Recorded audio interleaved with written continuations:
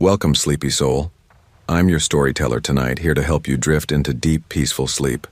Before we begin, don't forget to like the video and subscribe for more bedtime stories. Let me know in the comments where you're watching from and what time it is. And if there's a story you'd like to hear next, I'd love to know that too. I was 27 the year I agreed to help out a former professor by guest lecturing for a week in Birmingham, Alabama.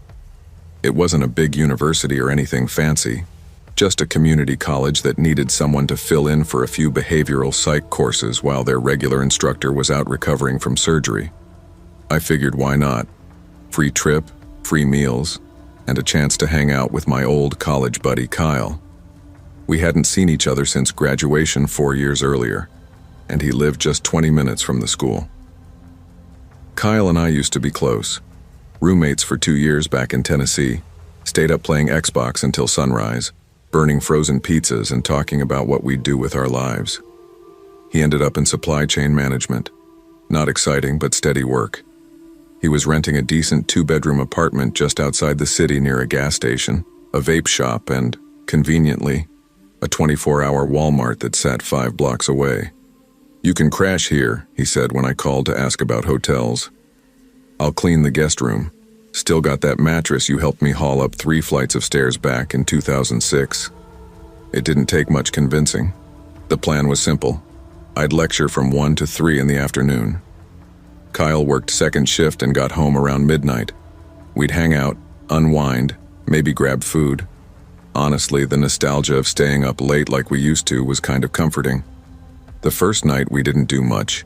He rolled in around 12:30 a.m., tossed his keys on the counter, kicked off his boots, and cracked a beer. I was half asleep on the couch watching Planet Earth. "Still a night owl, huh?" He laughed. "Only when someone else buys the drinks," I shot back. We caught up for a couple of hours, played a few rounds of Mario Kart on his dusty old Wii, and ended up hungry around 2 a.m. "I usually hit the Walmart around the corner," he said, already grabbing his keys. "They restock shelves overnight. Kinda peaceful in there, actually." I shrugged. "Let's go." That first trip felt like any other grocery run. Quiet store, barely staffed, fluorescent lights buzzing above empty aisles. We wandered through the frozen food section, tossing in burritos and Red Baron pizzas, then stopped at the snack aisle arguing over what chips to get. It was calm, familiar, nostalgic even. We ended up doing the same thing the next 2 nights. We'd game until we were baked out of our minds, then get the munchies around 1:30 or 2, walk the quiet streets to the Walmart like it was some late-night pilgrimage, load up on junk food, then crash around 4 a.m. It became a ritual. Thursday night was different. Kyle got home later than usual, closer to 1:15 a.m. He looked stressed. "Rough shift?" I asked. He nodded, rubbing his face. "Someone busted a dock door trying to back in blind. Spent 2 hours helping the guy fill out reports. I'm dead." "You still down for Walmart?" He hesitated, then grinned. "Yeah, why not? I need more coffee and eggs anyway." So we headed out. It was colder than usual. I remember that specifically. The kind of sharp, silent cold where you could hear the crunch of gravel under your sneakers like it was echoing off the clouds. The parking lot was empty except for 2 cars. One beat-up sedan near the front doors, and a white van parked diagonally across 3 spots on the far side, back-facing the loading docks. "Nice parking job," I muttered. Kyle glanced at it. "That van's been here before. Same spot. You notice that?" "I work nights. I notice everything." Inside, the store was dead quiet. No music, just the hum of refrigerators and a dull buzzing overhead. We grabbed a basket and made our way to frozen foods again. The first weird thing happened in the bread aisle. We passed an older guy, maybe late 50s, long beard, camo jacket. He wasn't shopping, just standing there, hands in his coat pockets, staring down the aisle like he forgot why he was there. Kyle gave him a polite nod. The guy didn't react. I whispered, "Friendly neighborhood cryptid." Kyle smirked, but said nothing. By the time we hit the snack aisle, the air felt off. I know how that sounds, too vague to be helpful, but it's the best way I can describe it. Like walking into a room just after someone had a fight. Charged. Still. I was looking at some cheddar jalapeno chips when I noticed a guy at the end of the aisle. He wasn't browsing, just watching. Late 30s, buzz cut, dark hoodie, baggy jeans, pale. His arms were stiff at his sides, and his eyes were locked directly on us. At first I thought maybe I was in his way or something. I half smiled and gave a quick, "Hey." No reaction. I turned back to the shelf. Then Kyle said quietly, "There's another one behind us." I glanced over my shoulder. Sure enough, at the other end of the aisle stood a second guy. This one skinnier, taller, wearing a beanie and denim jacket. He wasn't looking at us. He was staring past us, directly at the first guy. "What the hell's going on?" I muttered. "They're not looking at us," Kyle said. I looked back and forth again. He was right. They were looking at each other, and neither of them blinked. "Let's bounce," Kyle whispered. I didn't argue. We turned to exit the aisle and took maybe 3 steps before I heard it. A voice, calm, cold. "You know why I'm here." I froze. The voice came from behind us, from the hoodie guy. Then came a second voice, flat and low. "You don't want to do this." A pause. Then almost simultaneously both of them moved. One guy reached into his waistband. The other ducked low. "Down!" I shouted, pulling Kyle with me. Population pop, pop, pop. Gunfire erupted, sharp and loud and somehow distant at the same time, like thunder in a tunnel. I hit the tile hard, my right elbow slamming into the floor as I dragged Kyle down with me. A bag of Doritos exploded above us, orange bits raining down. The aisle was chaos. Chips flying, shelves rattling, metal clanging. Kyle was yelling, something I couldn't make out over the ringing in my ears. We crawled. Instinct took over. I pulled us around the end cap and behind a display of laundry baskets. A bullet shattered a bottle behind us. Detergent spilled across the floor. Another volley of shots, 4, maybe 5, then silence. And then, footsteps, fast, fading. Someone was running. We didn't move. Not for what felt like minutes. Then we heard the fire exit alarm blare from the back of the store. Someone else ran. The second guy. Kyle finally spoke, voice cracking. Jesus Christ, I was still on the floor, my hands shaking. My elbow throbbed from the fall. "You good?" I asked, my own voice barely above a whisper. He nodded. "You?" I nodded back. We slowly stood up. The aisle looked like a war zone. Chips scattered, glass broken, black smears on the linoleum that might have been from someone's shoes. Or something worse. We made our way toward the front, keeping low, moving fast. A cashier we hadn't seen before burst out from behind the customer service counter. She was in tears, on her radio with someone, presumably her manager. We told her what we saw. She pointed toward the emergency exit and said the cops were already on the way. We stepped out into the cold air, ears still ringing. By the time the sirens came, the parking lot was lit up red and blue. 6, maybe 7 cruisers pulled in within minutes. An officer rushed us toward the perimeter and started asking questions. Descriptions, clothes, direction of travel, any weapons. We told them everything. They found 1 shell casing in the snack aisle, blood drops near the fire exit, but no bodies. One of the officers told us off the record that it looked like the guy in the hoodie might have taken one to the side but kept running. No trail to follow. The other one disappeared completely, likely out the front. I later learned from Kyle that the Walmart shut down overnight for 3 days after that.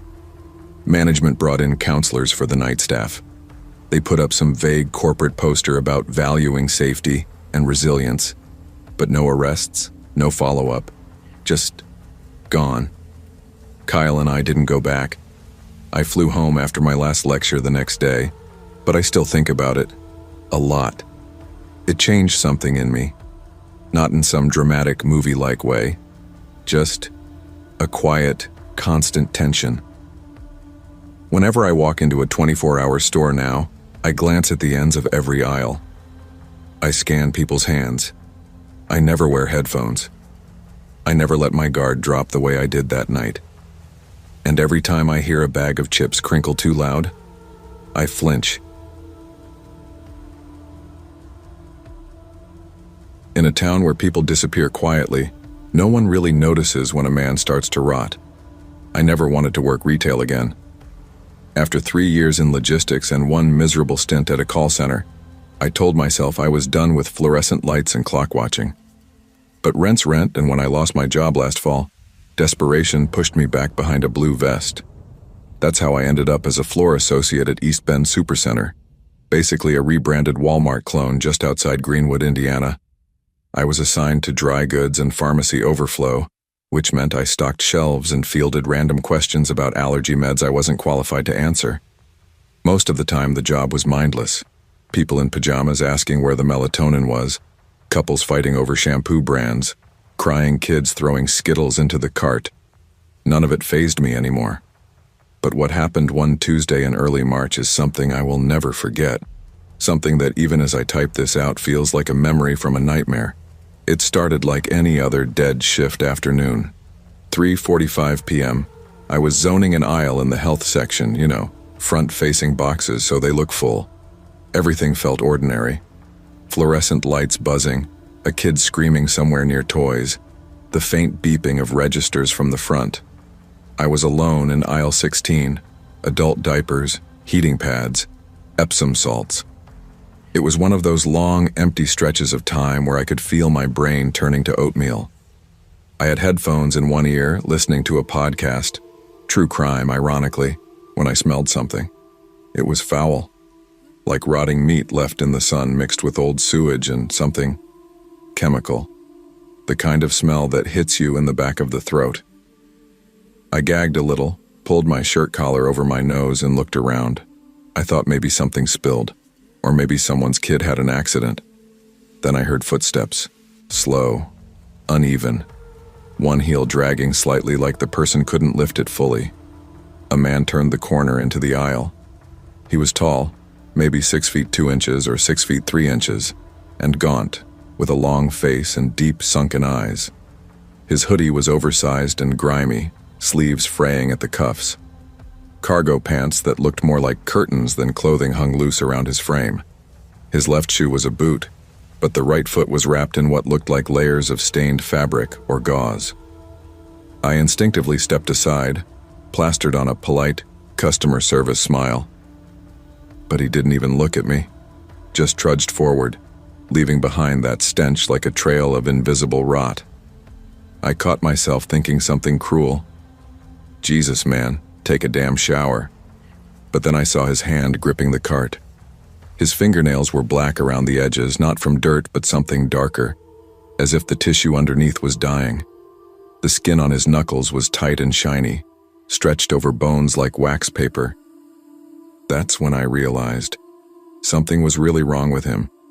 A month earlier, a different associate had quit without notice after finding a guy passed out behind the pet aisle. Turned out he was high and had shoplifted a bottle of cough syrup, then chugged it on the spot. It's not uncommon. East Bend gets its share of drifters, and our proximity to the freeway makes it a stopover for all kinds of people. But this man, he wasn't high. He wasn't belligerent. He wasn't talking to himself or shouting. He was focused, determined, walking like he had one thing on his mind and nothing else mattered. He turned into the short aisle leading to the pharmacy desk. I stayed where I was, but I could still see through the aisle end cap, vitamins and low-dose aspirin. There was a woman standing at the pharmacy counter ahead of him. She was holding a bottle of cough syrup and a prescription bag, chatting with the pharmacist, a petite woman named Jazz, who worked every Tuesday afternoon. I watched as the man got in line behind her, and the woman stiffened almost immediately. She half-turned, catching a whiff of whatever he was carrying with him. I saw her eyes twitch. She didn't say anything, but her lips pursed hard. When she got her stuff and hurried off, the man stepped up. And then everything changed. 5:01 p.m. I had drifted a little closer by then, pretending to check stock on the end cap. I couldn't hear all of it, but I saw Jazz lean forward slightly, her eyebrows knitting. She looked concerned. He seemed to be mumbling something, gesturing downward toward his leg. That's when he began rolling up his pant leg. Slow, deliberate, as if it took effort just to bend. Jazz leaned farther over the counter to look. I couldn't see his leg from where I stood at first, but I saw her reaction. She reeled back, covered her mouth, and in that moment everything in my gut twisted up. I moved toward the counter like I might need to help. I don't know why. It was just instinct. He peeled the cloth, gauze, sock, whatever, up past his calf. And that's when I saw it, a wound, number, not a wound, a hole, a gaping wet crater where the flesh of his lower leg should have been. It was discolored, yellowish gray with dark green edges and something white glistening deep inside. I still don't know if that was bone or tendon. Flies buzzed around it. I hadn't even noticed until that moment. The smell, oh God, the smell, hit me again, stronger than before, like raw meat and ammonia and hot garbage. I stumbled backward, gagging, and almost dropped the vitamins I was holding. Jazz's voice rose. "Sir, you need to go to the hospital right now. This is serious. You could lose the leg, you could—" He shook his head, mumbled something again. "Sir, listen to me. You need an ambulance. This could be septic. Do you hear me? You could die from this." That was when I stepped forward. 5:04 p.m. "Hey man," I said gently, holding my phone out. "Do you want me to call someone? An ambulance, maybe?" He turned to me. His eyes were dull like waterlogged wood, and for a moment something flickered behind them. Not fear, not anger, just shame. "Don't," he said. His voice was low and raspy. "Please don't." Jazz spoke right over him. "Yes, call. Do it. He's not thinking straight. His leg is necrotic." Necrotic. I'd only ever heard that word in zombie games. I didn't wait. I hit 911. As I gave the dispatcher our location, the man stared at me. Not with hatred, but with this pleading sadness, like a stray dog that knows it's about to be put down. Then, before I could react, he pulled his pant leg down, turned around, and walked away. Just like that. No yelling, no running. Just walking with that uneven limp, the boot thudding on the floor, the soft flap of whatever covered the other foot. Jazz shouted after him. I did too, but he didn't turn back. 5:07 p.m. The EMTs arrived about 10 minutes later. We showed them the security footage. They said based on the wound's appearance and the man's condition, he might not have made it through the night. The smell alone, they said, indicated advanced infection. They canvassed the lot, checked the bus stop, even talked to a couple panhandlers out front. But the man was gone. Vanished. For weeks after, I kept checking local news sites. I looked for missing persons reports. Checked with the fire department. Nothing. No body turned up. No John Doe matching his description was found at any hospital nearby. It was like he just dissolved into the background again, like so many others do. But I remember his eyes. That shame. That quiet resignation. Like he knew he was past saving and all we were doing was dragging out the end. I caught the smell again, briefly. I was in the same aisle, organizing the same goddamn boxes of adult diapers. And for a second, just a second, I swore I smelled it. That rot, that faint whiff of ammonia and death. I dropped everything and ran outside. But no one was there. Some nights I wonder if he's still out there, hobbling through alleys, hiding in shadows, rotting piece by piece until there's nothing left of him but the smell. And the worst part? No one will remember him. No one will bury him. No one will mark the spot where he finally collapsed except maybe me. And now, you and...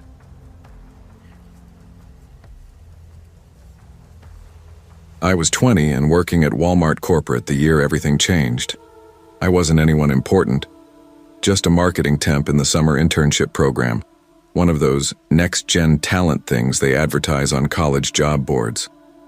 Most of us were just eager, half-trained kids getting paid barely more than minimum wage and pretending we were on the ladder to something bigger. That summer, they organized a company event. Part training, part team building, part PR stunt. It was supposed to show that Walmart invested in its people. Everyone in our regional group was expected to attend. We were set to drive from the Bentonville satellite office down to a warehouse conference center near Jacksonville for a 3-day retreat. They split us into two 15-passenger vans. That's where this story really starts. We met early in the morning at the corporate lot. The air was heavy and sticky, typical Arkansas humidity. Everyone was half awake, lugging bags, sipping from gas station coffee cups. I stood off to the side with my buddy Marcus, one of the few people I actually liked from the program. Marcus was loud, always cracking jokes, loved comic books, and had this infectious, dopey laugh. He was the kind of guy who could make a room lighter just by walking in. I was the opposite. Quiet, always overthinking, always unsure if I belonged. "Yo," Marcus said, bumping my shoulder. "You think they're gonna make us do trust falls?" "I think they're gonna make us sit through 6 hours of PowerPoint and call it leadership training," I muttered. He laughed. "Bet. Loser buys dinner." We were supposed to be in the same van. But just as we were loading up, one of the supervisors, this guy named Ray, started pointing and rearranging people. "Hey, Marcus," he said, "why don't you ride in the other van? We're trying to even out the numbers." Marcus frowned. "I was with James." "Yeah, I know. It's just a quick reshuffle. You'll still be rooming together when we get there." Marcus gave me a look like, whatever, and headed to the other van. I followed him, but then Ray said, "Actually, hold up. James, you go with Van A after all." I screwed up the count. It was just a stupid little switch. Me back to the van I started in. Marcus going to the other one. Neither of us thought anything of it. It was just one of those forgettable logistical things that happen on corporate trips. We hit the road mid-morning, US 231 all the way down. It was a 5-hour drive, most of it through open fields, thick woods, and dead zones where even Spotify gave up. Around 5 p.m., we stopped in a tiny town off the highway for food. There was a McDonald's, a gas station, and a Dollar General. That was about it. Everyone piled out, stretching and laughing. I remember Marcus tossing fries at pigeons. I remember him saying he wanted to buy fireworks on the way back. We loaded up again around sunset, and for a while, everything felt normal. Then it got dark. The road between our last stop and Jacksonville cut through a long stretch of nothing, just miles and miles of blacktop, forest, and invisible swamps. No streetlights, no shoulders, barely any other traffic. Our van was in front. Marcus's van followed behind. I was dozing off against the window when our driver, a woman named Ellen, picked up her phone. She answered quietly, then suddenly swerved onto the gravel shoulder and stopped the van. "Stay here," she said. Her voice was shaking. We all looked around, confused. "What's going on?" someone asked. Ellen hesitated. "They crashed. The other van crashed." None of us knew what to say. For a moment, we just sat there, not moving, not breathing. Then Ellen yanked the van around and floored it back down the road. I swear she hit 90. We drove maybe 6 miles before we saw it. A wall of red taillights, trucks, semis. Dozens of them backed up for what looked like a mile. Some drivers were standing outside. People were pointing. A few were crying. Ellen rolled down her window. "What happened?" A guy in a John Deere cap just shook his head. "You don't want to see." She ignored him and pulled onto the grass shoulder. We crept past the line of trucks, one slow roll of tires over dirt and broken glass. That's when I saw the van, or what was left of it. It had rolled, completely flipped. One side was flattened, the windows blown out. The back doors had popped open, bags and papers scattered across the highway. There were people sitting on the grass, shaking, bleeding. A girl was sobbing into her phone. One guy had his arm bent completely the wrong way. Another kid, Devin, was screaming for someone to help him find his glasses. But what I saw next is what I still see when I close my eyes at night. Marcus. He was maybe 30 feet from the wreck, lying in the middle of the opposite lane. His body. Jesus. He was torn in half. I'm not exaggerating. I wish I was. His arms were bent at impossible angles. His face was pale, mouth open. His eyes. God, his eyes were open too. Just the whites. Like he was trying to see something above him. We found out later that he'd been wearing his seatbelt. But Marcus was thin. He slipped through it somehow, broke through the side window as the van rolled. He was thrown, not just into the median, but over it. He landed in the other lane, oncoming. An SUV hit him, didn't even slow down, didn't stop. No one ever found it. The girl driving the van, Caitlin, she'd crawled out just in time to see it happen. She said he was still alive. He'd lifted his torso with his arms, tried to move. She was screaming at him not to, but he couldn't hear her. And then the SUV hit him and he was gone. She kept repeating that over and over when the EMTs arrived. He was still moving. He was still trying to get up. The rest of the night was a blur. Police, flashing lights, sirens. We gave statements. I didn't speak at all until 3 a.m., just stared at the grass, still damp with blood. They finally got us to a hotel sometime before dawn. I didn't sleep. None of us did. The corporate office flew counselors down the next day. They called it a tragic accident. They offered us 2 days off and said the training would resume afterward if we felt ready. No one went. Marcus's family held a closed casket funeral. I didn't go. I couldn't. I kept thinking, that was supposed to be me. It was my seat. I was in that van. For 30 seconds. Just long enough to switch back, and it saved my life. I started having dreams where I could feel the seatbelt snapping, where I could hear my own bones breaking as I flew through glass and sky. Sometimes I woke up choking, sure I could still taste blood in my mouth. It's been 12 years. I work in logistics now. Still with Walmart, but I stay behind a desk. I avoid highways. I drive 10 under the limit. I don't take vans. I think about Marcus more than I'd like to admit. He was kind. He was funny. He didn't deserve what happened. Sometimes I still wonder, why him? Why not me? I've spent years trying to find a reason, but there isn't one. There's just this long, quiet road stretching out ahead and the sound of a voice telling you to switch vans. And that's it. That's the difference. Rest easy, Marcus. I'm sorry. I'm so sorry.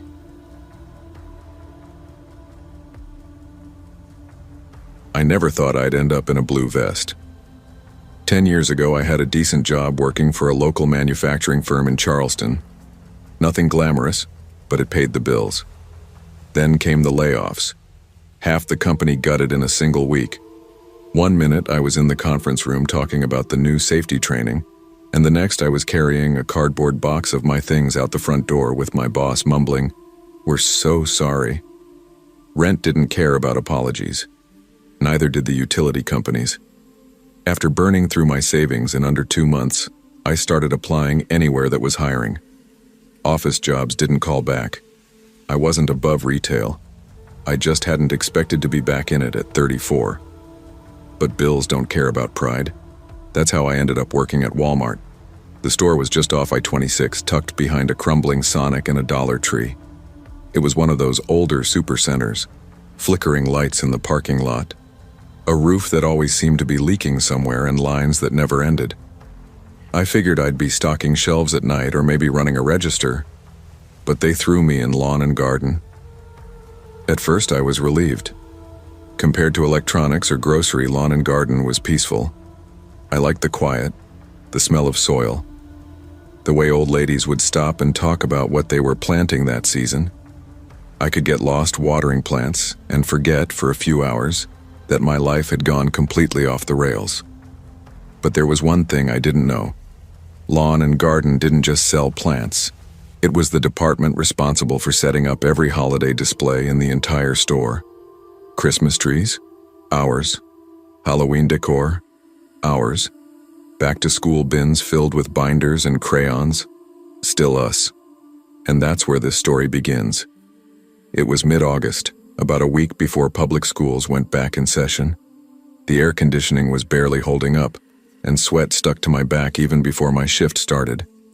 I clocked in at 6 a.m., grabbed my utility knife, and was sent to the front with a flat cart stacked with boxes labeled "Back to School." Notebooks, pens, folders, trapper keepers, your basic academic junk. My job was to fill the cardboard bins near the seasonal aisle before the 8 a.m. rush. I was kneeling, slicing open a box of mechanical pencils, when I heard a noise I still can't fully explain. It started as a screech, sharp, high-pitched, unnatural. It got louder, then deeper, then louder again, until it echoed off the concrete floor and rattled down the aisles like some wild animal had been let loose. It was the kind of sound that makes you freeze, makes your instincts flare up. Fight or flight. I stood up fast and looked around. That's when I saw him. He looked to be about 8 years old, red-faced, sweaty, and built like a linebacker. I don't say that to be mean, just honest. The kid was big and loud, and absolutely losing his mind in front of the school supply bins. He wasn't just crying, he was screaming. Red in the face, spit flying from his mouth. He was yelling something about a trapper keeper. "I want 3, he shrieked. 3, Mom! I said 3! The mother, probably in her early 30s, visibly pregnant, looked exhausted. Her brown hair was pulled into a lopsided bun, her tank top soaked with sweat. She was holding her belly and trying to calm him. "You already have one, Logan," she said softly. "That's all you need." "I want the Hello Kitty one too," he howled, stomping his foot so hard it made the entire aisle shake. Another kid, probably his little sister, stood off to the side clutching a box of crayons, looking terrified. The dad was there too, tall, lanky, wearing a Gamecocks t-shirt and Crocs. He was scrolling on his phone like this wasn't even happening. People were starting to stare. I slowly stepped back toward my cart, hoping this wasn't going to escalate. It did. The boy let out a howl so guttural it sounded inhuman, then suddenly lunged forward and kicked his pregnant mother hard in the stomach. It was one of those moments that felt unreal as it happened. I stood frozen, my hands gripping the cart, watching her body fold. She dropped to her knees, gasped for breath, then slumped onto her side on the cold tile floor. "Oh my God," someone behind me yelled. I dropped to her side as 2 customers rushed over. The dad finally looked up from his phone. "What happened?" he asked blankly, not even running to her. "Your son just kicked her," I shouted, panic surging in my chest. "She needs help." The woman was moaning, clutching her side, eyes wide.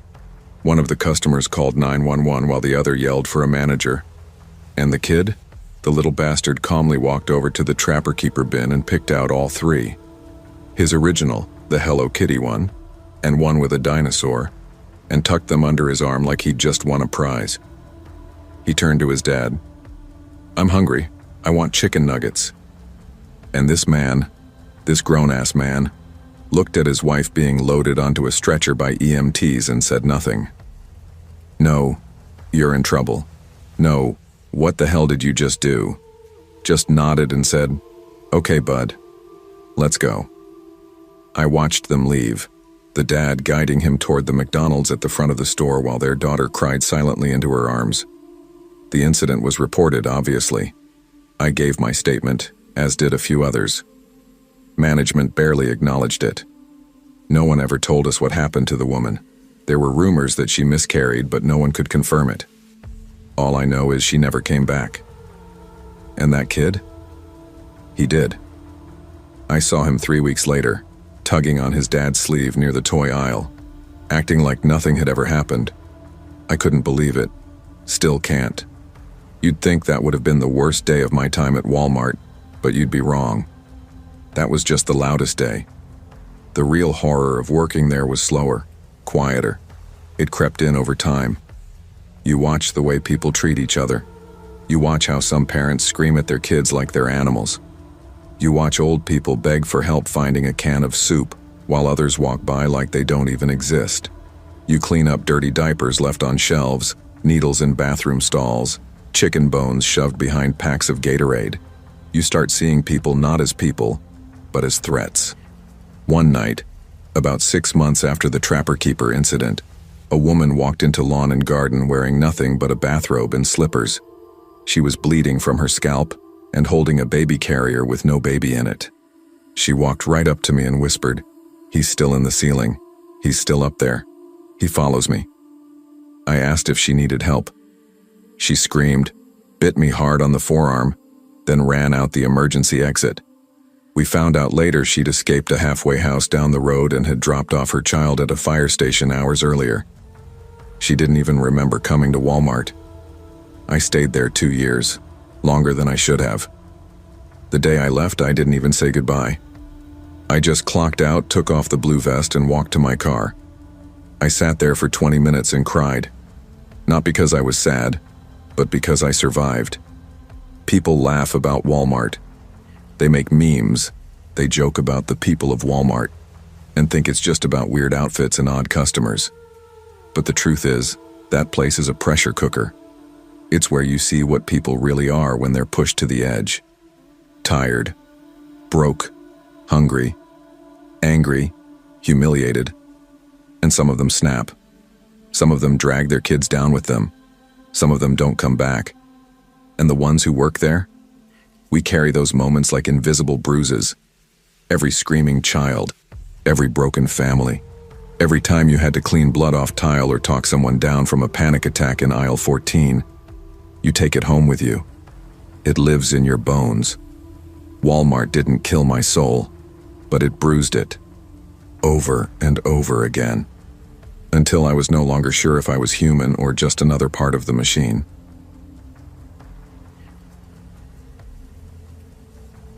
I didn't know when it started feeling like survival instead of work.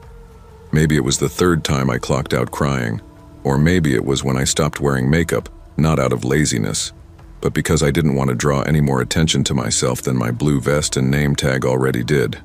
My name's Elena Maris, and this happened when I was 23, working at a supermart in the town of Pine Brook, Georgia.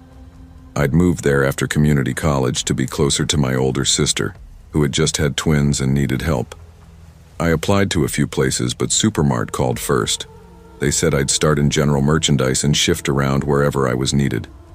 Back then, I was optimistic. The pay was awful, the hours were erratic, but I figured, how bad could it be? I had no clue. It wasn't long before I got used to the rhythm of the store, the beeping of checkouts, the artificial cheer and the overhead music. The weird regulars who came in daily just to loiter or flirt with cashiers too young for them. One of those regulars was a man named Curtis. Everyone knew him. 6'4", stocky, probably in his 40s, always wore a fishing vest and dark sunglasses, even indoors. His buddies sometimes came with him, forming this loud group of older men who flirted with all the younger staff. They'd call it joking, but it never felt funny. They'd hoot and make comments, and if someone told them to stop, they'd laugh it off like we were the ones overreacting. Curtis zeroed in on me right away. Maybe because I was quiet, or maybe because I smiled too much. My first mistake was not being rude from the start. "Where you from, pretty girl?" he'd say in his gravel voice, leaning too close. I tried the polite route. "Just around here." His fingers grazed my waist as he walked past. Thought so. Local girls got that softness to them. I told my floor supervisor the first time it happened. Jamie, mid-30s, frazzled mom of 3, sighed and said, "Yeah, that guy's always pushing it, but he buys a ton of stuff, so just don't be alone around him." That's when I realized how things worked. Curtis's touching got worse. He'd wait until I was alone restocking shelves. Sometimes I'd catch him in the toy aisle watching me. One day he came up behind me, grabbed a stuffed bear from the bin and pressed it into my lower back. "You should smile more, honey," he said. "You'd be perfect if you smiled." I stepped away, jaw tight. Don't touch me. He lifted his hands mock innocently. Didn't touch you, touch the bear. Lighten up. When I told Jamie again, she said, next time he crosses the line, I'll ask security to escort him out. But not ban him. She looked tired. That's above my pay grade. Management says unless he does something illegal, we can't ban paying customers. I felt nauseated. A week later, Curtis slapped my butt, full on, like it was some frat party. I turned and slapped him across the face, hard.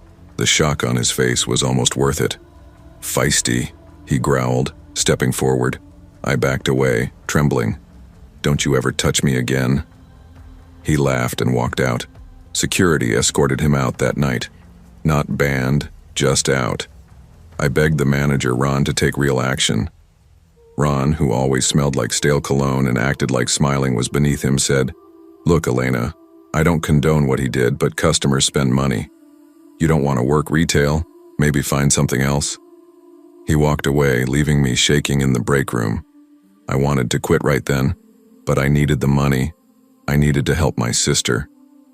Saturday evenings were the worst shifts, chaotic, understaffed, and crawling with the worst kind of people. That night, I clocked out for my 15-minute break and went around the side of the building where the staff smoked. It was technically an alley, shielded from the front lot, and partially fenced off with dumpsters at the end.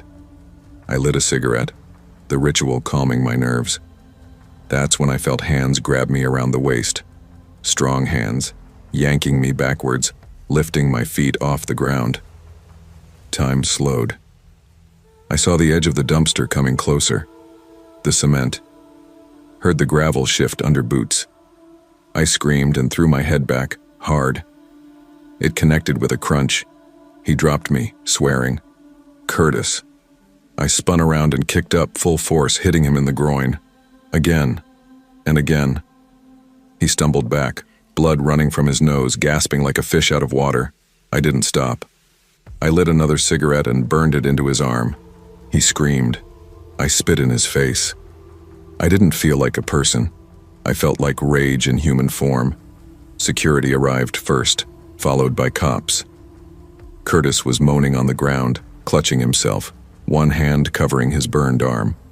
One of the security guys, Jason, immediately rushed to me. I was shaking so badly I dropped the cigarette. He grabbed me. He tried to take me somewhere. I gasped. He dragged me. I fought back. I had to. Jason helped me sit. The rest was a blur. I gave my statement. I remember the way the officer looked at me when I said I'd used a cigarette on him. Self-defense is one thing, he muttered. He dragged me, I shouted, tears springing out. Eventually, they cuffed Curtis, took him to the hospital first, then booked him. I didn't hear what he was charged with. Assault, maybe. Kidnapping attempt, I hoped. I didn't clock back in. I didn't say goodbye to anyone. I just walked to my car and left. A few days later, I packed my bags and moved to Austin, Texas.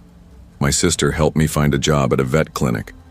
I've never worked retail again. I don't know what happened to Curtis. I don't care. I heard through someone that management got reshuffled months later, maybe even fired. But it doesn't matter, because they allowed it. Over and over again. Sometimes I still feel his hands around my waist when I close my eyes. Sometimes I still hear that laugh. But more than anything, I remember how quickly a normal job, just a minimum wage position in a fluorescent hellhole, turned into something life-threatening. And no one cared until it was almost too late. This happened, not just to me, to thousands of us in stores like Supermart and alleys like that one. Next time you see a retail worker looking exhausted or jumpy, maybe don't laugh it off. Maybe ask yourself what they've had to survive just to earn their paycheck. I was just trying to get home, that's all it was. I'd had a long day, long week really. The kind that makes your shoulders feel like cement and your mind wander even while you're driving. I had one last stop to make before I could finally crash for the night. Grab some cat litter, milk, and a frozen dinner from the Walmart in Clay Hollow, Kentucky. It's the only 24-hour store for miles, tucked behind a gas station and a sketchy pawn shop. I was a regular there, usually late at night when the aisles were quiet and the staff were too tired to care. It was past 11:30 p.m. when I pulled into the parking lot. A few stray carts were left scattered around, abandoned like always. One of them had rolled halfway into a spot near the entrance. The lot lights buzzed with that faint, high-pitched hum, and there was a damp chill in the air that clung to my hoodie. I remember thinking, just 10 minutes, in and out. I parked near the side entrance, grabbed my reusable bag from the passenger seat and went inside. The greeter, Mr. Arnold, an old man who used to work at the local lumber mill, nodded at me like he always did. "Burnin' the midnight oil again, Ellie?" he asked, voice raspy but warm. "Always," I said, trying to smile. Inside was dead quiet, except for the muffled sound of someone restocking the soda aisle and the distant whir of the floor buffer near electronics. I moved fast, didn't browse, didn't check my phone, just grabbed the essentials. I think I spent maybe $23 total. By the time I got back to my car, the lot felt emptier than before. The air was heavier too, like that moment before a thunderstorm, even though the sky was perfectly clear. I didn't think much of it then, but as I pulled out of my spot and made the wide curve toward the exit road behind the loading dock, that's when it happened. A car, an older silver Nissan Altima, came out of nowhere, speeding through the lot in the wrong direction. I barely had time to hit the brakes. It cut me off so aggressively that my tires squealed. My seatbelt locked. My purse slid off the passenger seat and dumped onto the floor. I sat there stunned for a half second. The Altima stopped right in front of me, like it wanted me to hit it. The guy inside, white male, maybe mid-30s, scruffy, baseball cap pulled low, turned his head slowly and just stared at me. His passenger, another guy, bigger, bald, and wearing a sleeveless shirt despite the cold, leaned forward too, both of them now watching me like they were sizing me up. I couldn't see their plates, no lights on. I gave a quick shake of my head like, "Are you serious?"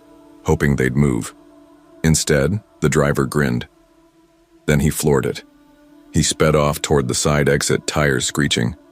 I sat there another few seconds, heartbeat racing, before easing forward and making the right turn out of the lot. I wasn't going the same direction as them. At least I didn't think so.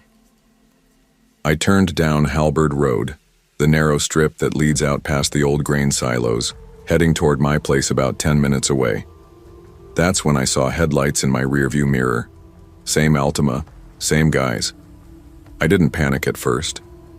Coincidences happen. But when they got closer, way too close, and started flashing their high beams over and over, I felt my stomach drop. They were tailgating me so close I couldn't see their headlights anymore, just the glare. Then the driver began weaving side to side, revving his engine, flashing lights in a pattern like he was trying to blind me. I sped up. So did they. I tapped my brakes lightly, hoping it would make them back off. It didn't. Instead, they accelerated and jerked their car up beside mine, window down. The guy in the passenger seat was shouting something. Couldn't hear over the wind, but he waved something in the air. It looked like a tool, long, narrow, a screwdriver. That's when my brain clicked from confusion to survival. I wasn't in a safe area, no cops around. I didn't want to lead them straight to my house, so I made a quick left into a little gravel pull-off by an old bait shop that had been closed for years. I figured they'd just pass me, but they didn't. They turned in right behind me, skidding across the gravel, blocking my only exit. Shit, no. I locked my doors, slammed the gear into reverse to back up, but the Altima had parked at an angle, boxing me in. I could hear them yelling now. Both doors opened. One guy had the screwdriver out, the other just cracked his knuckles and jogged toward me with the sick kind of smile on his face. I fumbled for my phone. No signal. Of course. They were pounding on my windows now. The screwdriver guy tried to open the driver's door. Thank God I had locked it. When that didn't work, he stepped back, looked at the other guy and said, "Break it." The bald guy raised his elbow. I screamed. Just reflex. But that scream carried. From behind the old bait shop, I heard footsteps, fast, heavy ones. Then more. Voices. 3 guys came running out from the back fence. Locals maybe, or just people who happened to be nearby. One of them had a flashlight. Another shouted, "Hey! What the hell are y'all doing?" My attackers froze. For a moment, everything paused.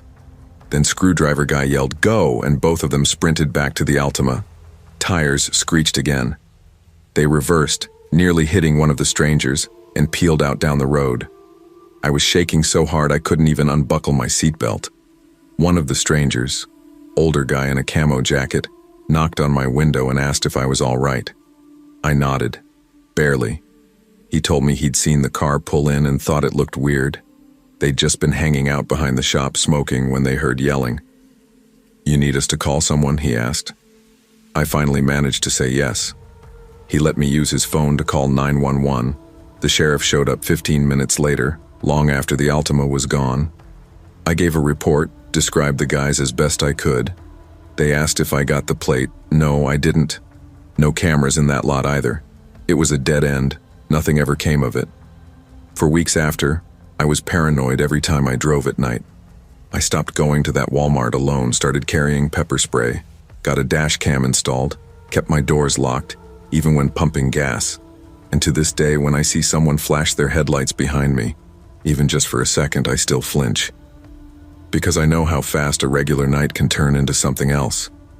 Something that doesn't let you sleep the same way ever again.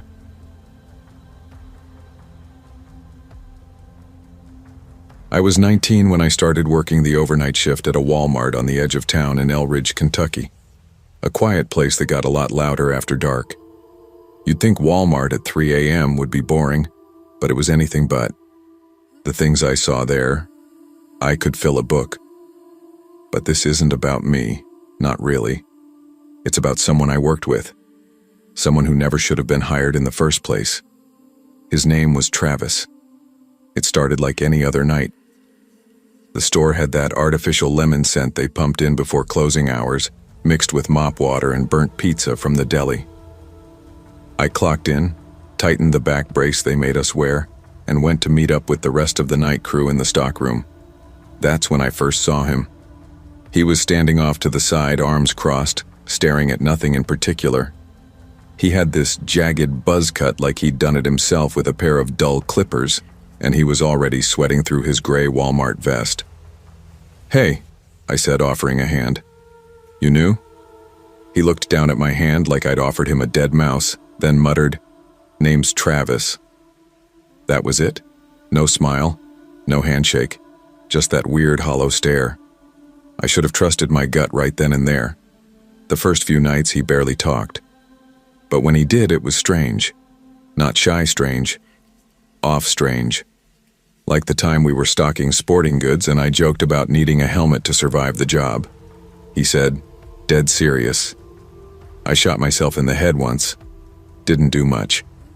I laughed, thinking it was some dark sarcasm. But he wasn't joking. "Went in right here," he said, tapping his temple. "But it missed everything important. They say I'm lucky." He smiled for the first time then. It chilled me more than anything. October rolled around, and the store started prepping for its half-hearted Halloween setup. Plastic pumpkins, cheap costumes, knockoff candy. Travis came to work that week with black thread sewn through his lips. You read that right, sewn shut, with needle and thread. We didn't even recognize him at first. He stood in the break room, grinning behind those bloody, jagged stitches. Nobody said anything for a few seconds. We just stared. He scribbled something on a piece of paper and held it up. In the spirit of the season. Someone finally called management, but Travis talked his way out of it. Said it was performance art. Said it didn't violate the dress code because it wasn't a costume. Our supervisor, Paul, was this spineless guy who hated confrontation. So he just sighed and said, "Fine, just wear gloves if you're gonna bleed." And Travis? He wore gloves. He'd vanish sometimes during shift. No one ever saw him leave, but he'd pop up in the weirdest places. One night I went to the back to restock motor oil. It was around 2:45 a.m. I rounded a corner and there he was, kneeling in the middle of aisle 14, the knife from the hunting section in his hand, running the blade slowly across his palm like he was checking how sharp it was. I froze. "Travis?"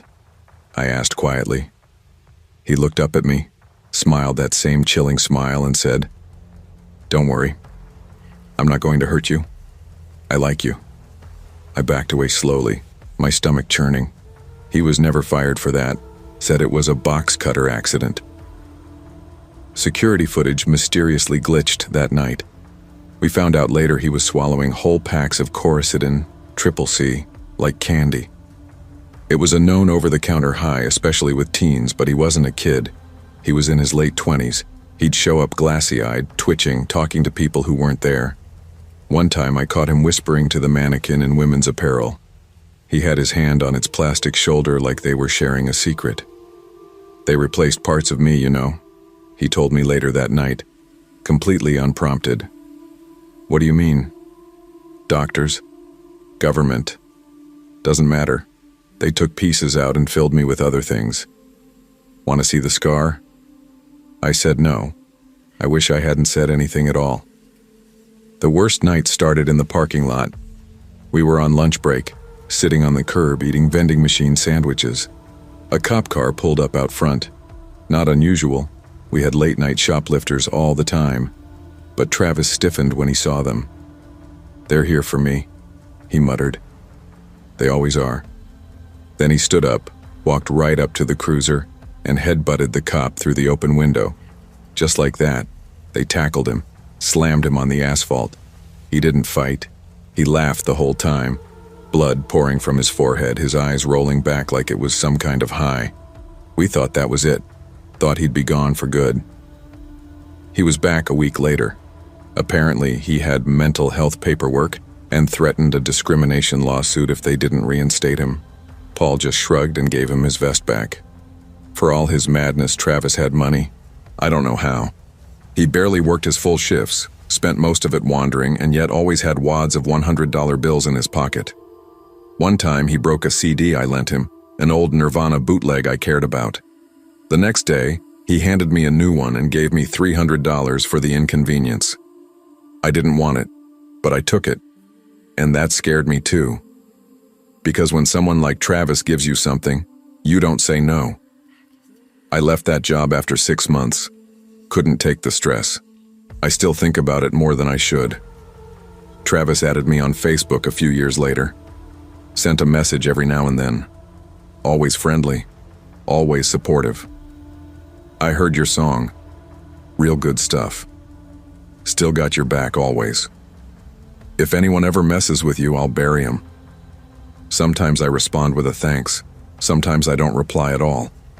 He still shows up to gigs if I'm nearby. Just sits in the back, watching, smiling. Looking back, I don't think Travis was evil. I think he was damaged in ways most people can't even begin to understand. A mix of untreated mental illness, drug use, trauma, and maybe just something fundamentally broken. But he liked me. And that's the only reason I'm probably still here. People talk about guardian angels. Mine just happens to be a self-mutilating, unkillable Walmart stalker with a bloody grin and a head full of conspiracies. And you know what?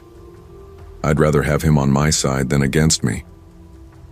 Even now, when I get a message from him at 2 a.m., I feel two things. A deep, gnawing dread, and a strange, unsettling comfort. Because in a world full of monsters, it's better to have one that's obsessed with protecting you.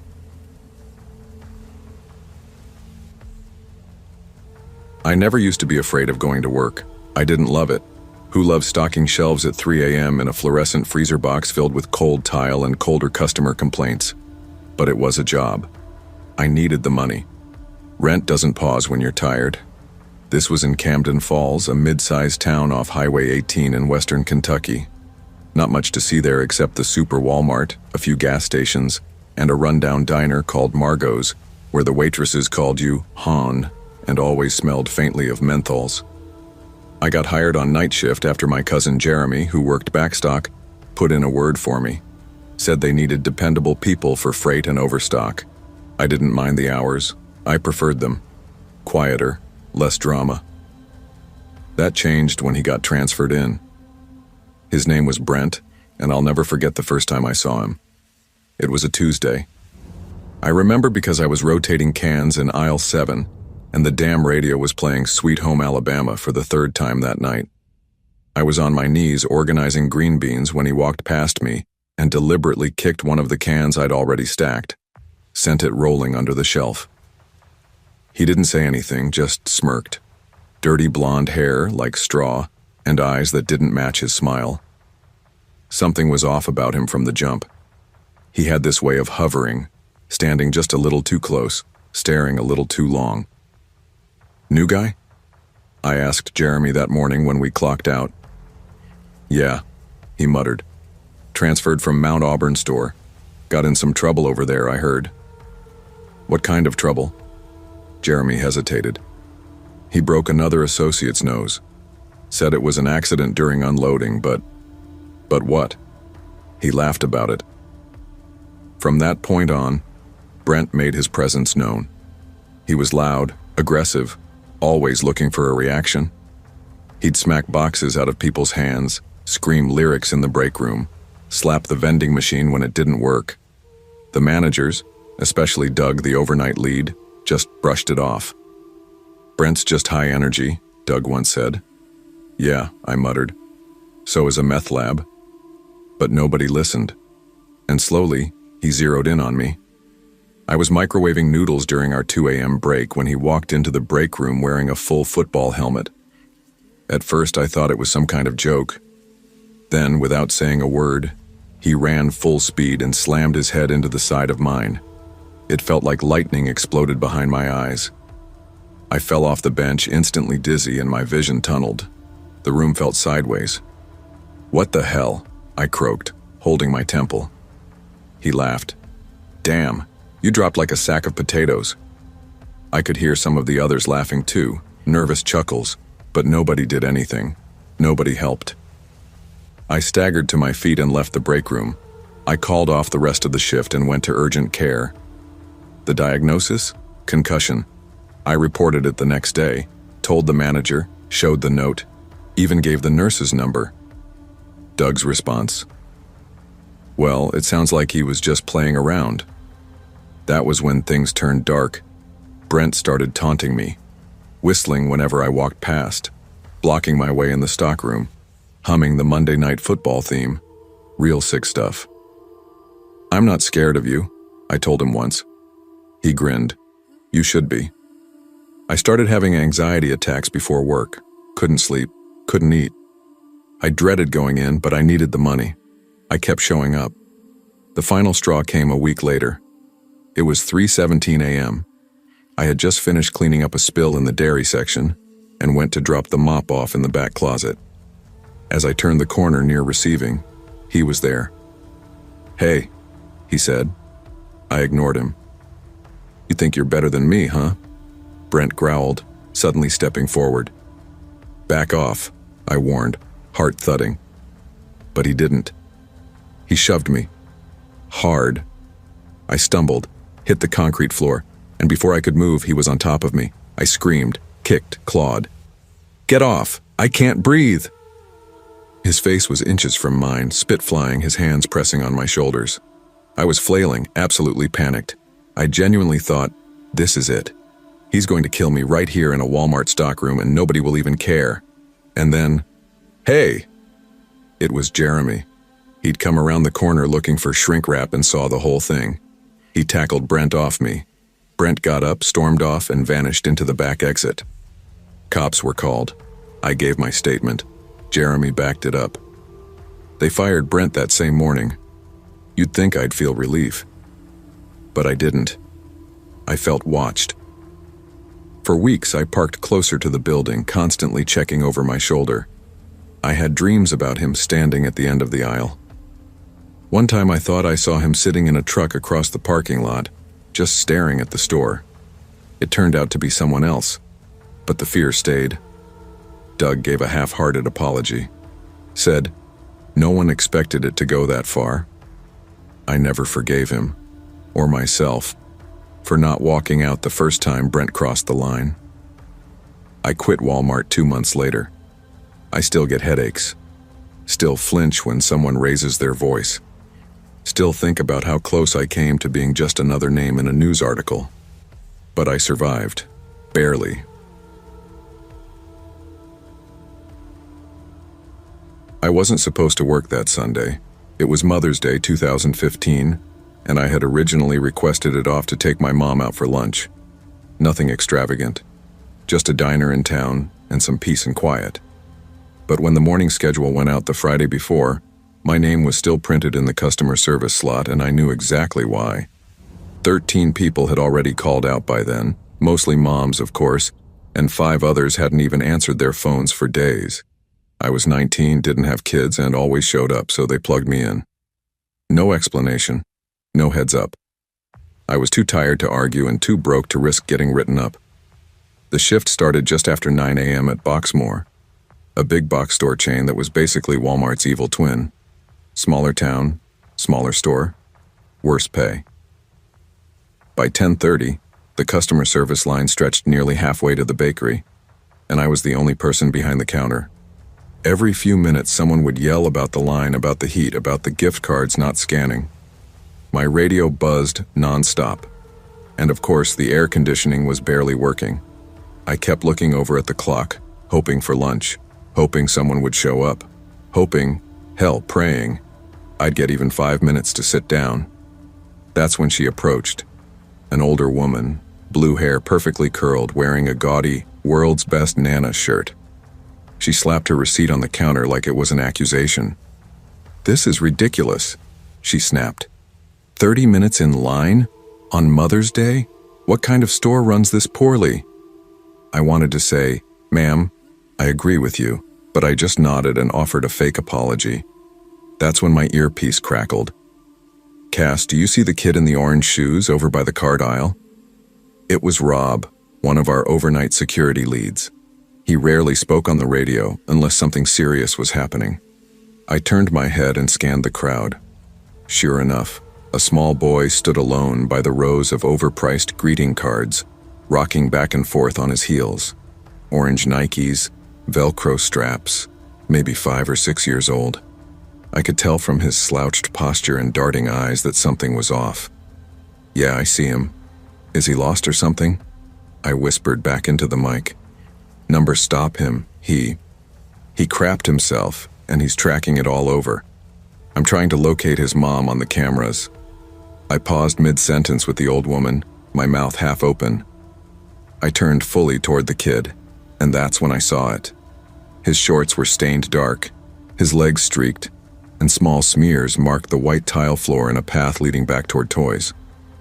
The smell hit a second later, faint at first, but growing stronger. The old woman recoiled. "Oh, for heaven's sake!" I stepped out from behind the counter and approached the kid gently. "Hey, buddy," I said as softly as I could. "Are you okay? Is your mom here with you?" His eyes were wide, red around the rims like he'd been crying, but he wasn't anymore. He just looked dazed, embarrassed, hollow. He didn't say anything, but let me take his hand without protest. We walked slowly toward the service desk while I tried not to breathe through my nose. "I'm gonna get you cleaned up, all right? Don't worry. You're okay." He didn't respond. About 10 minutes passed. I got him settled in a quiet corner near the returns area, wrapped him in a towel from Home Goods, and gave him a water bottle while trying to reassure him. A young associate named Nina ran off to grab some wipes and a fresh outfit from Kids Apparel, but no sign of the mom. Then our head of security, Trevor, walked past. "Trevor," I called out, "did you find his mom?" He didn't answer, didn't even look at me. He just kept walking toward the front doors with a glassy-eyed expression, like he was sleepwalking. Something about the way he moved made my stomach twist. I glanced over at the camera guy, Dylan, who had now come out from the back to sit with the boy. He gave me a grim look and said, "Cass, don't go near the restrooms." "What? Why?" Don't. But I couldn't leave it alone. I made my way down the main aisle, passing clearance bins and snack pallets until I saw the cluster of flashing lights just outside the women's bathroom. 2 paramedics, 1 officer. Trevor standing by the door, pale and sweaty. I caught the eye of one of the cashiers who had snuck over to see what was happening. Did she fall or something? The girl swallowed hard. She OD'd. They found a needle in the stall. Number no way. Wait, I said, my voice catching. The boy's mom? She didn't answer, just nodded. I backed away slowly and returned to the service desk. I stared at the little boy, now in clean clothes and sipping water through a bendy straw Nina had found. Dylan was trying to coax out a name, but the kid stayed silent. No one told me what to say to him. How do you explain to a child that the woman who brought him here, left him here, probably didn't mean to, but died here? The cops stayed for about an hour. We answered questions. I signed a statement. I watched from a distance as the paramedics rolled out the stretcher with the sheet drawn over her body. She was young, maybe 30. Messy hair, track marks visible even from where I stood. A cheap pink hoodie with the zipper stuck halfway down. It looked like she'd tried to wedge the stall door shut with her purse. Probably didn't want anyone finding her until she'd come back down. But she never came back. By the time Child Protective Services arrived, the store had gone quiet. It was early afternoon. No more yelling customers, no more Nana shirts, just a weird emptiness that hung over everything. We gave the boy some crayons and a coloring book. I knelt next to him as he drew a lopsided truck. I told him he was brave, even though I didn't know if that helped. When the social worker arrived, she knelt too. She smiled at him. She took his hand. And just like that, he was gone. I stayed behind that counter another 4 hours before my shift ended. I didn't cry until I got home. I didn't even take off my name tag before collapsing on the floor of my apartment and just breaking. It wasn't just the death, or the kid. It was all of it.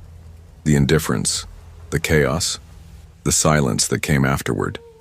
The way no manager offered us so much as a break after it happened. They said, "That was tragic," then turned around and asked me to void a return for a $7 pack of socks. I worked at Boxmoor for another 11 months after that. I don't know why. Maybe it was guilt. Maybe I wanted to believe things would get better. But the truth was, every Sunday after that felt heavier. Every time a kid wandered into toys alone, I held my breath. Every time I cleaned up a spill in the bathroom, I winced. Every time someone complained about a long line, I remembered the blue-haired woman and bit my tongue. I never saw the boy again. No follow-up, no name, no obituary for his mother in the local paper. Just a quiet tragedy folded into the mess of retail life. The worst part? They restocked the greeting cards by the next morning, like nothing ever happened.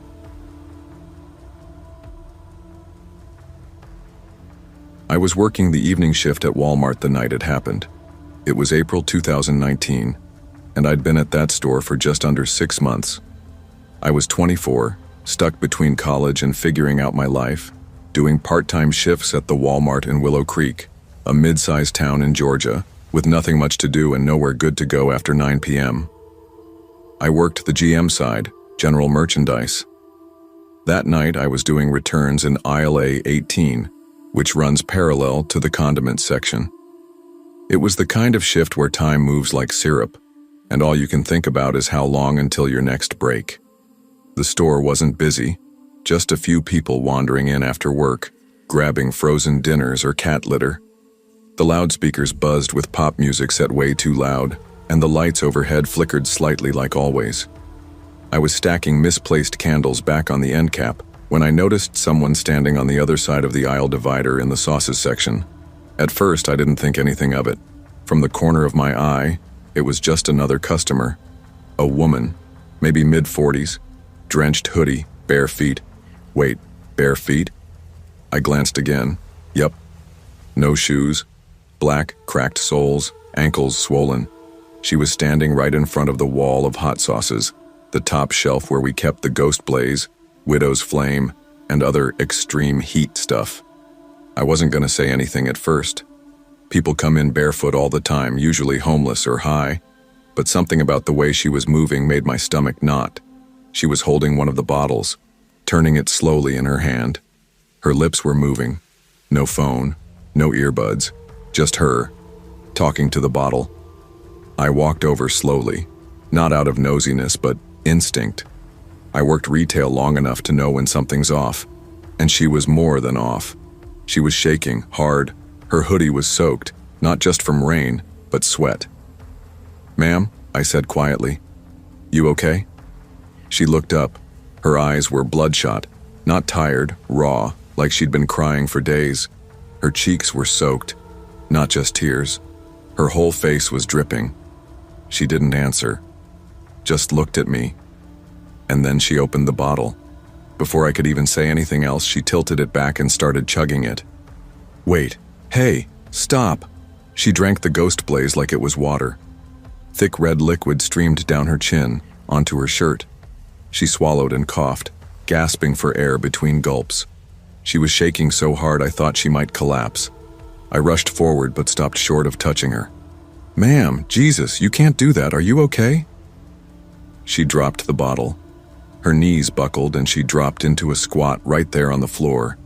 She wrapped her arms around her stomach and groaned. Loud, like she was in labor. That's when I got on the walkie. "This is Cassie in grocery. I need assistance in aisle A19. I've got a customer in distress. Medical, I think. She just drank an entire bottle of hot sauce. The ghost pepper kind. She's sweating and shaking." There was a pause. "Copy that. I'm on my way," came the reply. That was Dawn, our assistant manager for the night. I looked back at her.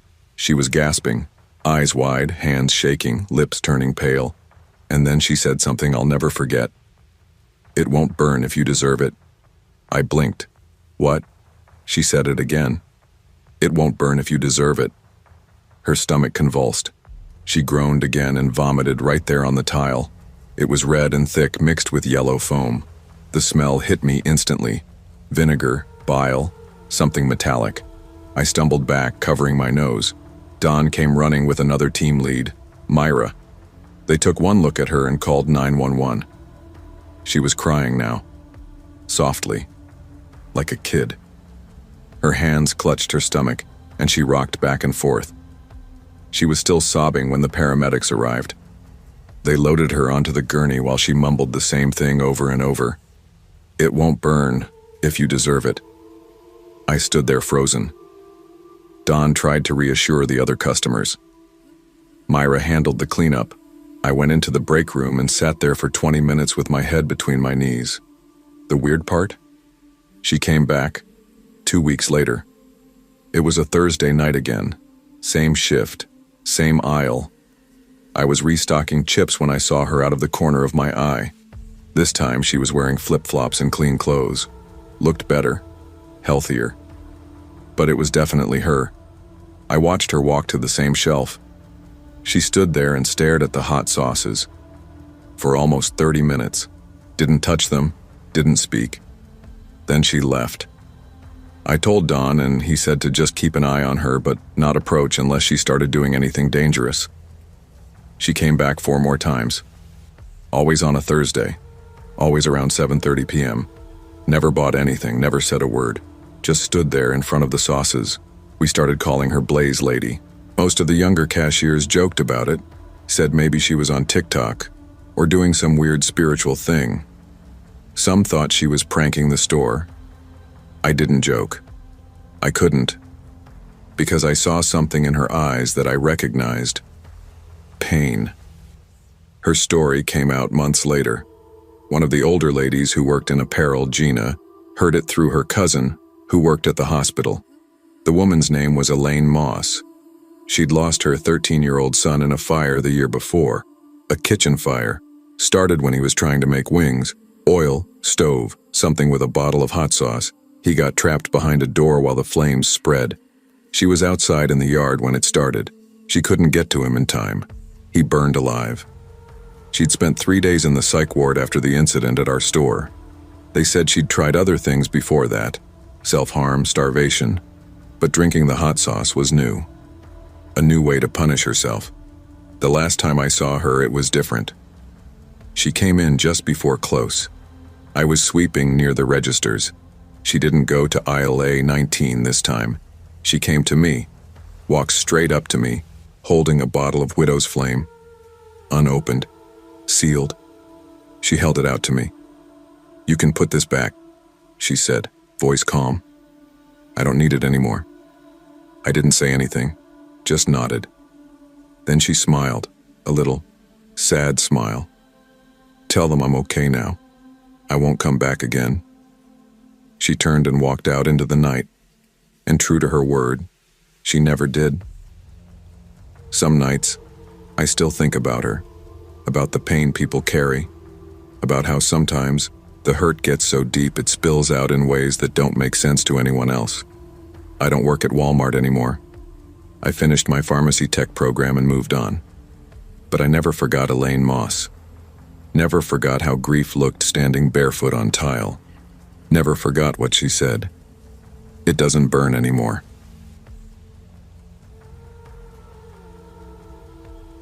I didn't even want that job at first. Walmart was supposed to be temporary, just a stopgap until I could find something better. I'd moved to Lakewood, Florida after a rough breakup and was crashing with my cousin Kendra until I got on my feet. I figured I'd work nights, save up, and start fresh. Simple.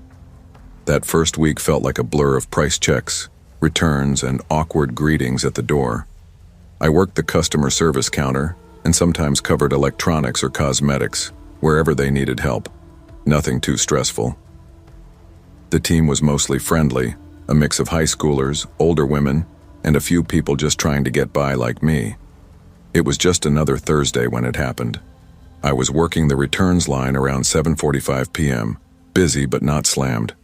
I had my name tag on, Isla, in bold blue letters, and I remember being mid-sentence with a woman returning a dented laundry basket when someone said, "Hey, Isla. Wow. It's been forever." I looked up and saw this guy standing just a few feet from the counter, wearing jeans, a camo hoodie, and scuffed boots. Late 20s, maybe early 30s, balding but still had a baby face. There was a weird familiarity in his eyes, but I couldn't place him. "It's me, Lucas," he said with a short laugh. "Lucas Gallagher, from Gulfside High?" Then it clicked. Gulfside High, senior year. He'd been a quiet kid, always sat in the back, barely spoke.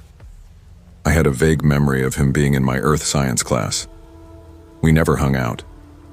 "Oh wow, yeah. I remember," I said politely. "It's been a long time."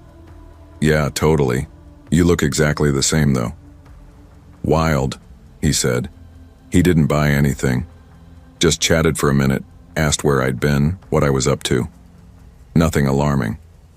Maybe a little awkward, but not creepy. He smiled as he left, gave me a little wave and said, "It's good seeing you again. Hope to catch you around." That night, I got a friend request on Facebook from him. I didn't think much of it. I accepted. I figured, whatever, he was harmless. I was wrong.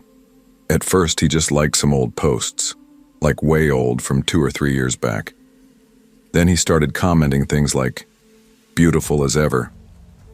Crazy how I always knew you'd turn out this perfect. We should catch up. Coffee sometime?" Then came the messages. They started off friendly. "Was really cool seeing you again. I always wanted to talk to you back in school but never had the guts. You were my dream girl back then, still are." I didn't reply at first, just gave the generic thumbs up once. But within a day he was messaging constantly. Then my friend Max sent me a screenshot. Lucas had sent him a friend request. So had my coworker June and my cousin Kendra. Even a guy I hadn't talked to in 2 years. That's when I got nervous. How did he get my number? The text came in at 10:33 p.m. that Friday. Just a simple, "Hey Isla, hope I'm not bugging you. Wanted to say I had a dream about you last night, lol." I froze. My number wasn't on Facebook and I hadn't given it to him. Then my phone rang. It was him. I let it go to voicemail. A minute later, another text. "Why aren't you answering?" "Did I say something wrong?" I replied, keeping it neutral. "Hey, I think you're a nice guy, but I'm seeing someone and I don't think we should keep chatting like this. I hope you understand." He didn't take it well. The next week I saw him 3 times. Once at the coffee shop near my place. He waved at me like we were close friends. Once when I was shopping at Target. He appeared in the next aisle and said, "Guess we think alike, huh?" Once in the Walmart parking lot, just leaning against his car, waiting. My manager, Diego, noticed me acting weird and pulled me aside. "Everything good, Hila?" I just nodded and said I was fine. I didn't want to make drama. I'd only been there a few weeks, but I wasn't fine. Then came the email. I still have it saved. It was 6 paragraphs long. He wrote about how he used to watch me in high school, how he always knew we were meant to be.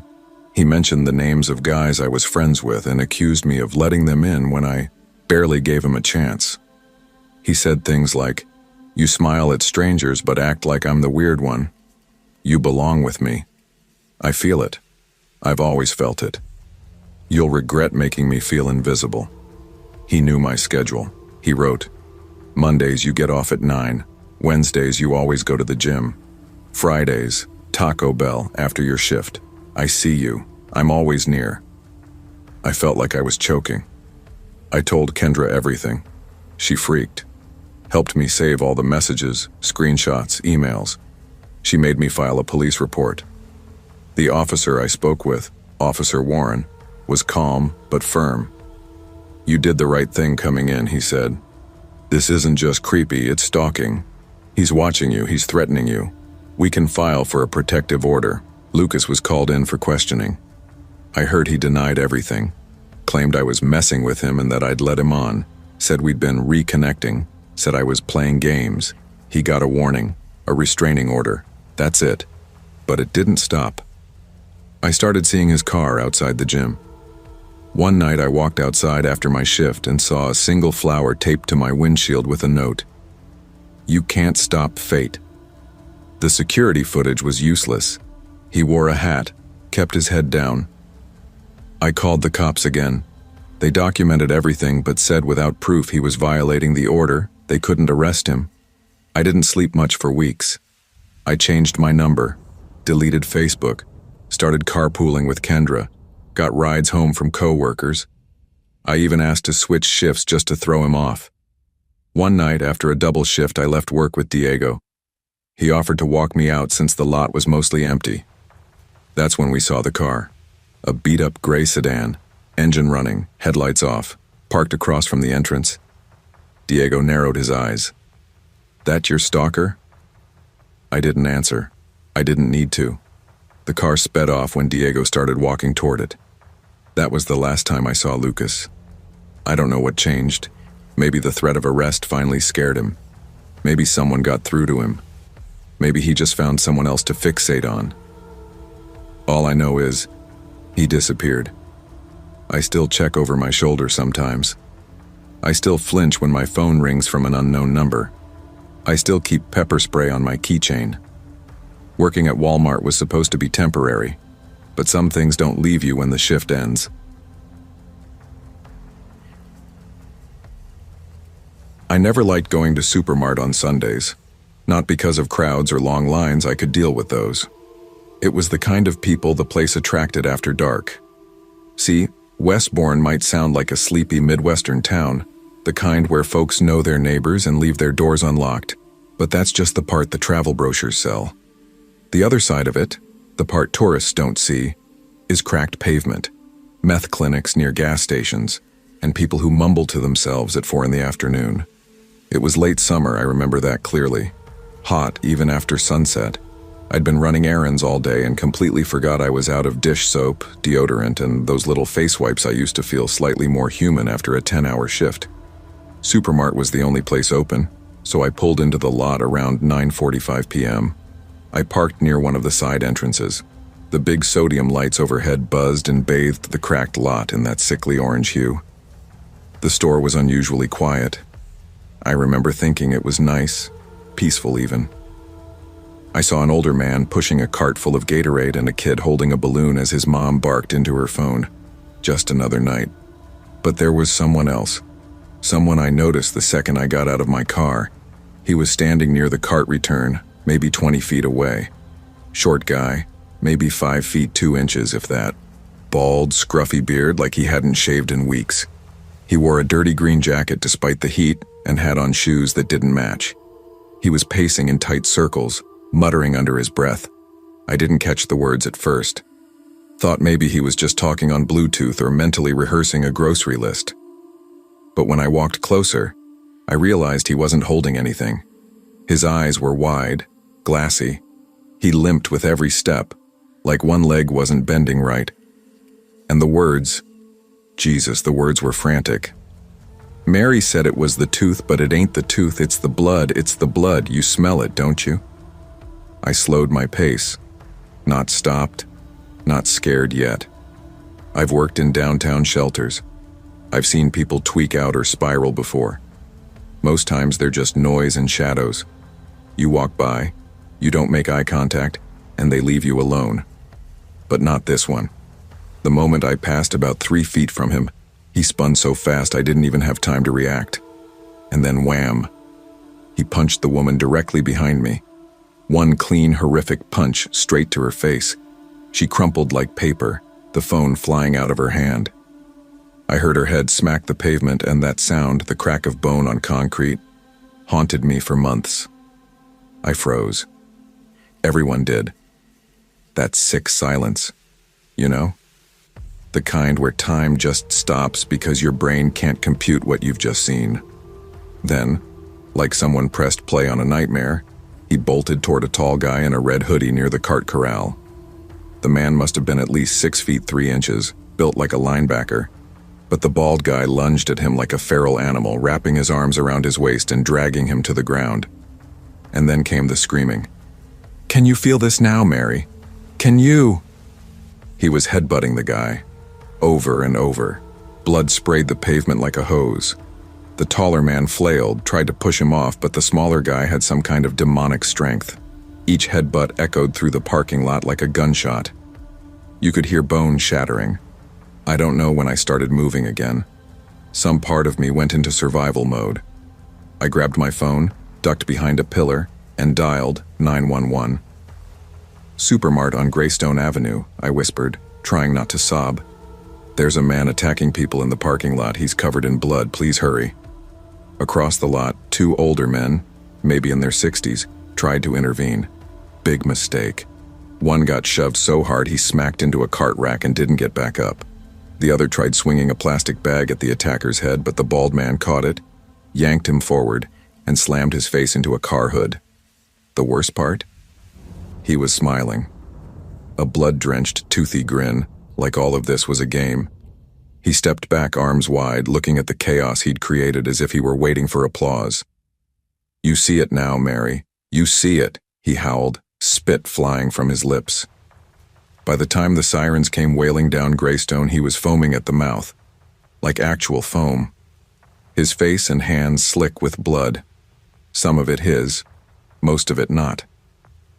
He tried to charge one of the cop cars when it pulled in, screaming about God's engine and burnt veins, but they tasered him mid-sprint. He went down, convulsing, still screaming. I was interviewed by 2 separate officers, gave my statement, described everything in nauseating detail. They told me later that the man was high out of his mind, PCP, bath salts, meth, maybe all 3. He had no weapons, just his fists and his madness. No one knew who Mary was. The woman he punched had a shattered nose and concussion. The man he tackled needed facial reconstruction surgery. One of the older men had a fractured collarbone. I only know this because I checked the local paper obsessively for weeks. I couldn't sleep for days afterward. Every time I shut my eyes, I saw that man's face, his bulging eyes, his blood-slick smile. I could still hear the woman's skull cracking against the concrete. I still do sometimes. I stopped going to Supermart altogether. I started ordering everything online, took self-defense classes, carried pepper spray like a teenager. Even now, years later, I keep one eye on every person I pass in a parking lot, always wondering what their story is, what's ticking behind their eyes, what they hear when no one else is listening. People say horror is in ghosts, demons, the things that creep through walls at night. They're wrong. Horror is a parking lot under sodium lights. Horror is a stranger who snaps for no reason. Horror is aisle 14, where a woman never made it inside for her groceries. And horror is knowing no one will stop it before it happens again.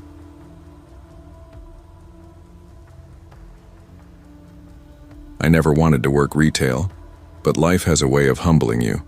Rent doesn't care about your pride, and neither does an empty fridge.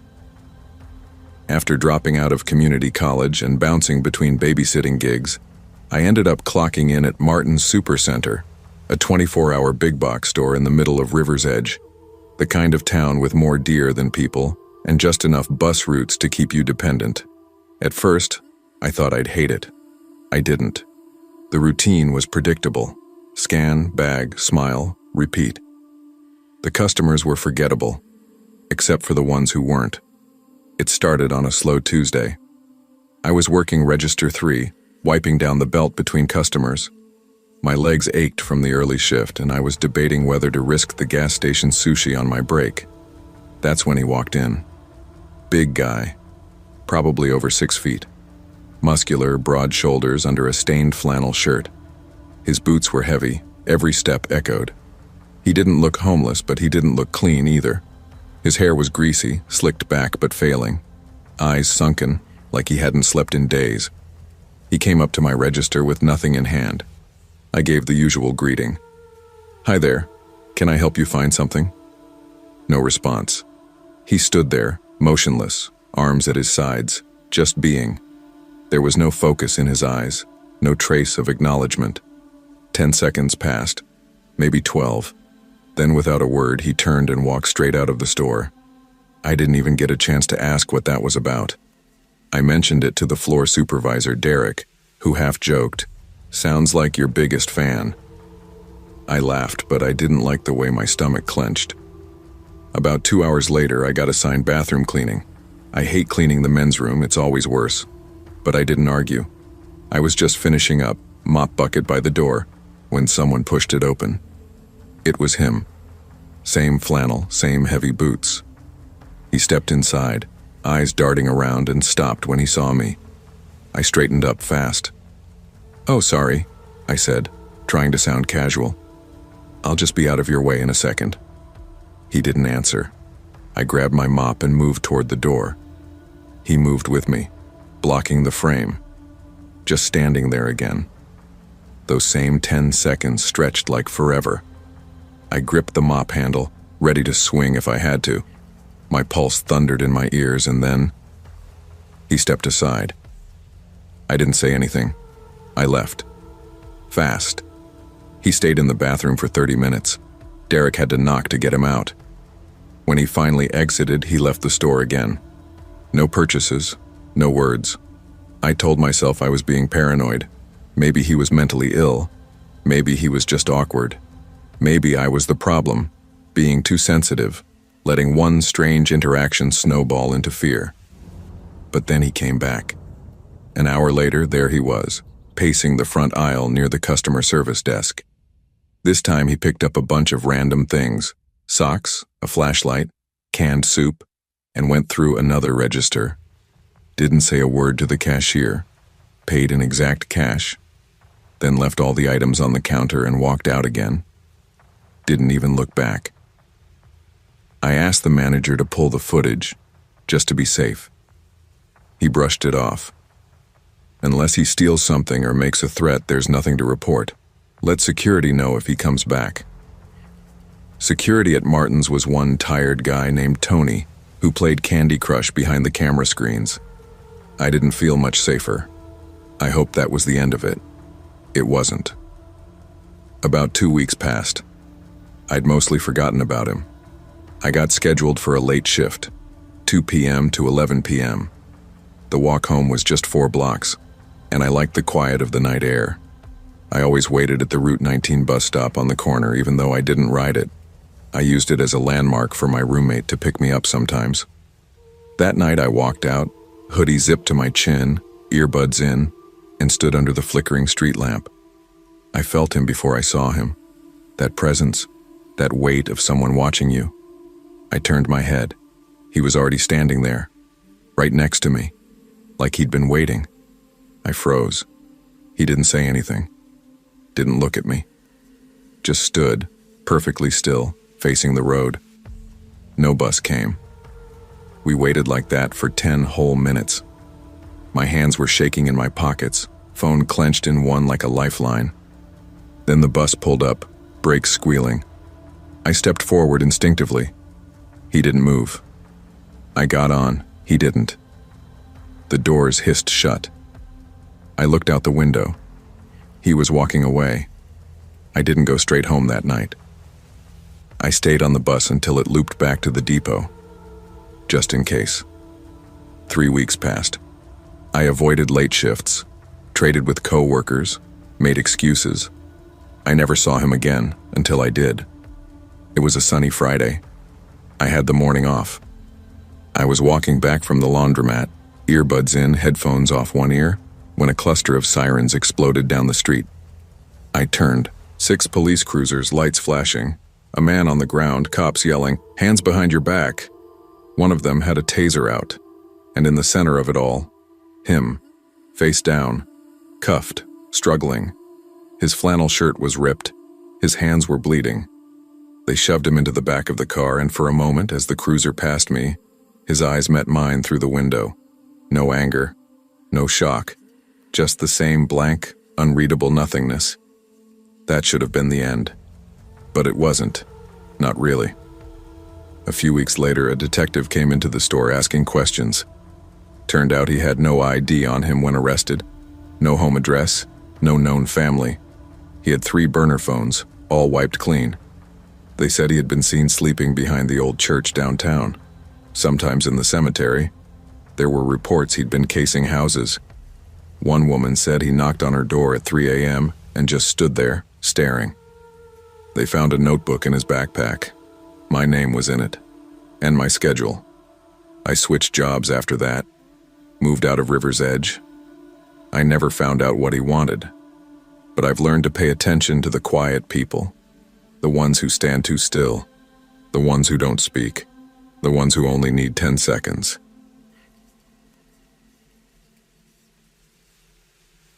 I hadn't planned on going. Tailgate parties weren't really my thing. Too loud, too much cheap beer, and always someone who didn't know how to handle their liquor. But it had been a long week. A brutal one, honestly. Work had been a mess. My car had nearly died on the interstate, and my phone was full of calls I didn't want to answer from an ex who didn't understand the word done. So when my friend Zach texted me, "Tailgate at Wally Lot, Lot 9. Everyone's coming. Don't flake." I stared at it a long minute before tossing on a hoodie and heading out.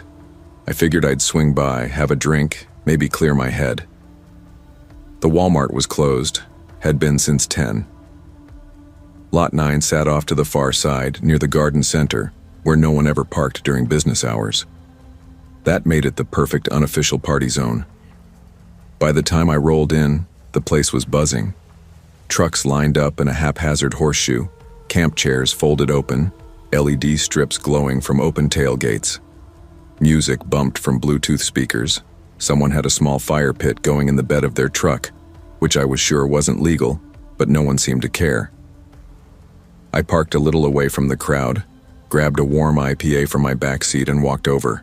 Familiar faces, hugs, handshakes, laughter, just what I needed. Zach clapped me on the back and handed me a hot dog wrapped in tin foil. "Didn't flake. I'm shocked," he grinned. "Only because I ran out of reasons to be alone tonight," I muttered, taking a bite. That was when I saw him, standing near the corner of the group, not talking to anyone, not drinking, just watching. Big dude. Built like a linebacker, late 30s, maybe early 40s. Tank top despite the cold, a thin red line across his knuckles like he'd punched something recently. He wasn't smiling, wasn't blinking much either. I tried to ignore it. Went back to chatting, laughing at dumb jokes, letting the alcohol smooth my nerves. About 15 minutes later, he approached me. Didn't say hi. Didn't smile. Just stood next to me and stared for a second too long. "You ever think about how fragile a face is?" he asked out of nowhere. I blinked. No man. Can't say I have." He laughed, low and dry. "I have. A lot. You punch someone just right, and you can watch the lights go out. Just like that. Snap of a switch, nothing personal, just power." I felt my stomach twist. I smiled awkwardly, glancing over toward Zach, who was too busy play wrestling with some girl to notice. "Right. Well, hey, I'm just gonna—" "You know what's wild?" He cut in. "I don't even know their names. Just walk up, say hey, and boom."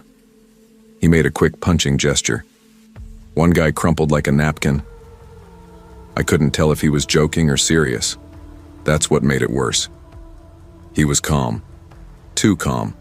And then he added, "Helps when I'm C'd out. You know what I mean."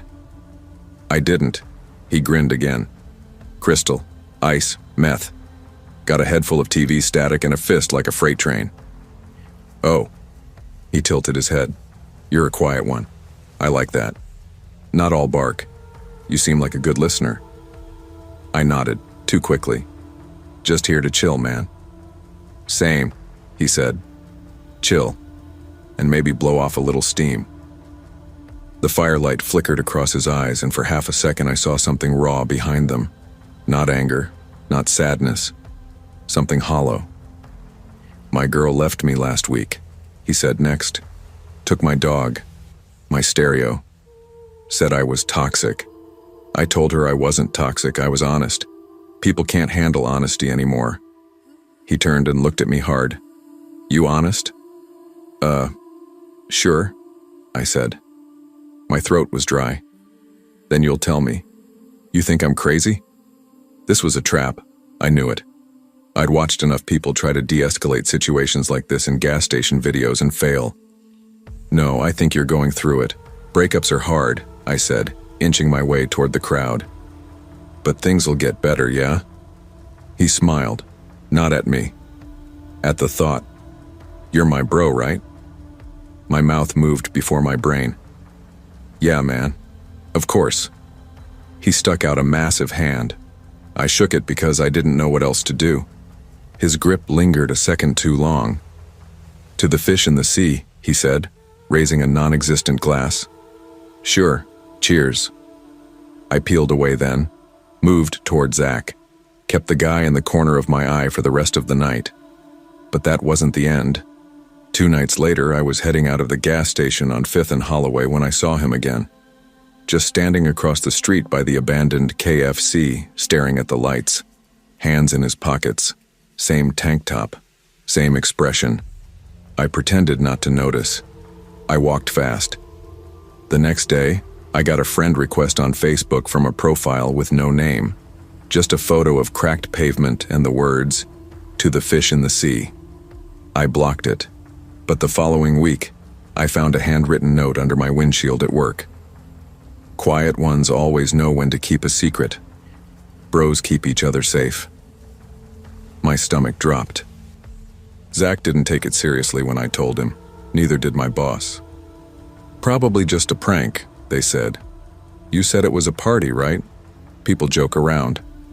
But it didn't feel like a joke, especially not when I saw him again. This time at the local diner while I was having lunch. He didn't come in, just stood across the street, staring. It escalated when someone keyed the side of my car. Deep gouges, like someone used a knife. No note, no witnesses, just silence. Then, I started hearing tapping at my apartment window, 3 floors up. I live alone. One night I came home to find my door unlocked, nothing missing. Just open. Another night, my power went out. Only mine. Everyone else in the complex had lights. I called the cops after that. Filed a report. They told me they'd keep an eye out. I doubted it. Without a name, a face, anything more concrete, It was just a weird story from a paranoid guy. The last time I saw him was in a different parking lot altogether. I was pulling into the strip mall for groceries, sun going down, parking lot half full. I saw him sitting on the curb in front of the closed-down GameStop. When I stepped out of my car, he stood. Didn't move toward me. Just stood. Then he called out, "Still got that punch in me." Wonder what it'd feel like if I missed this time. I didn't say a word. I got back in my car and drove. I didn't even look in the rear view. It's been months now. I moved apartments, changed jobs, stopped going to that Walmart, stopped going to most places. My social life died. I tell people I'm just focusing on myself, but the truth is, I still see him. Not every day, not up close. Sometimes it's a shape near a dumpster. Sometimes it's a parked car with no one inside. Until I look again and he's in the driver's seat, watching. Sometimes I dream about him, about the way he talked, that raw emptiness in his voice. Sometimes I wonder if he's still out there, watching someone else now, or if I'm just waiting for him to come back. Because the worst part isn't that he scared me. The worst part is that I believed him. About the punch, about the thrill, about the emptiness. I believed it. And I think part of me still waits to see if he'll show me what it feels like. I didn't mind working alone. That was the appeal, really. No boss breathing down my neck, no annoying coworkers, no long lines of customers demanding things. Just me, my car, a clipboard nobody checked, and an old Walmart that hadn't seen a customer in 3 years. They'd shut it down after a new supercenter opened a few miles away. Some construction company bought the lease and used it as a glorified storage unit. Piles of scaffolding, tools, bags of concrete, all kept behind bolted emergency exits and dented garage doors. My job, officially, was night security watch, but in practice, I sat in my car from dusk until dawn, logging half-hearted rounds and trying not to fall asleep. The Walmart itself looked exactly how you'd expect a dead store to look. Rows of broken lights buzzing, windows fogged from the inside, the once familiar blue letters long faded and flaking. Even the greeter's mat was still outside the front doors, weathered and frayed. I'd been doing this for about 2 months. No real incidents.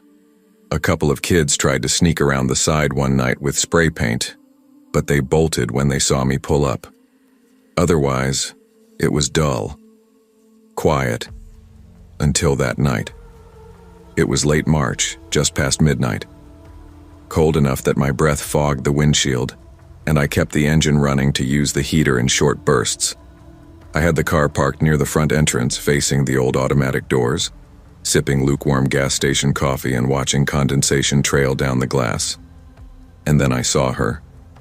Out of the dark, from between 2 concrete pillars near the side of the building, a woman walked out. She wasn't just walking. She was moving carefully. Every few steps, she'd freeze and scan the lot like she was expecting something to jump out at her. Her head was on a swivel, like prey in an open field. And what she was wearing, no shoes, just a thin white tank top, spaghetti straps barely clinging to her shoulders, and short faded pajama shorts. Her arms were wrapped around herself and she was shaking. Not the kind of shivering you do when you're chilly, but violent, involuntary trembling. It was 37 degrees that night. At first, I just stared. I blinked hard, thinking maybe I was seeing things, some exhausted brain glitch. But she kept moving, hugging the shadows, darting behind one of the thick front columns of the old store. That was the first alarm bell. The second came when I noticed the car, a dark Honda sedan, creeping through the far end of the parking lot. Headlights off, slow, real slow, like it was searching for something or someone. I realized she'd spotted it before I had. She positioned herself behind the column perfectly, like she'd done this before. Every time the Honda inched forward, she shifted just enough to keep the pillar between herself and the car. It was practiced, not random panic, controlled hiding. My gut flipped. I killed my headlights and stepped out of the car. Gravel crunched under my boots as I made my way toward her. I didn't want to scare her, so I kept my voice low but clear. "You okay? You need help?" Her head shot around the pillar, big eyes, red and wide. She looked right at me. Not just at me, but through me. There was no hesitation when she ran over. She didn't check the lot again. She just sprinted toward me like I was the last safe place on earth. "I need you to call the cops," she gasped. "Please, please, please, just call them. Don't let them see me." Her voice cracked on the word please. Not begging, terror. Like the kind of scared that short-circuits your body. I fumbled for my phone and started dialing 911. That's when the Honda came back. Same car, same crawl. But this time with its headlights on, dimmed, slow, sweeping across the pavement like a searchlight. And I saw the change in her. She froze, then shook her head quickly, panic all over her face. "No, stop. Please, don't get involved. It's okay." "What?" I asked, still holding the phone. "You just asked me to call." "I shouldn't have. I shouldn't have. It's better if you don't. It's better." She took a step back, then another, and then she turned around and walked, back across the lot toward the Honda. The car stopped. The passenger door opened. She got in, and it drove off. I stood there long after the sound of the tires faded into the night. I didn't finish the 911 call, I just stood, and I hated myself for it. I sat in the car the rest of the night trying to figure out what the hell I'd just seen. I wrote down the make and model. Didn't catch the plate. Too dark, wrong angle. But I logged it anyway just in case. I kept thinking, what if she was a trafficking victim? What if she ran and they were tracking her, and I just handed her back to them because she said, "Don't get involved"? But what if it was something else? An abusive boyfriend? A drug deal gone bad? A mental health crisis? There was no screaming, no threats, just fear, just her eyes. I didn't sleep the next day. I stayed up and Googled everything I could. Local missing persons, police logs, arrest records, hospital intakes. Nothing. No reports that matched. I even called in an anonymous tip, gave them the description, told them what I saw. They said they'd look into it. I never heard anything back. I kept going back to work. Same shift, same Walmart. But after that night, I couldn't park in the same spot. Couldn't look at the concrete pillars without thinking about her hiding there, barefoot and trembling, begging me with her eyes not to get involved. A few nights later, I found a single flip-flop on the curb near the east loading dock, child-sized, worn. I threw it away and never told anyone. 3 weeks later, my supervisor asked if I wanted to pick up a different site. Said they had an opening at a car dealership, more traffic, better lighting, better pay. I said yes without thinking. I never told him why I wanted to leave that Walmart, but I think about her. Still, every time I see a car with its headlights off, every time I pass an old store that's falling apart at the seams, she's always there, darting behind the pillar, watching the parking lot like her life depends on it. And I wonder if she made it out, or if I watched her walk back into hell and did nothing.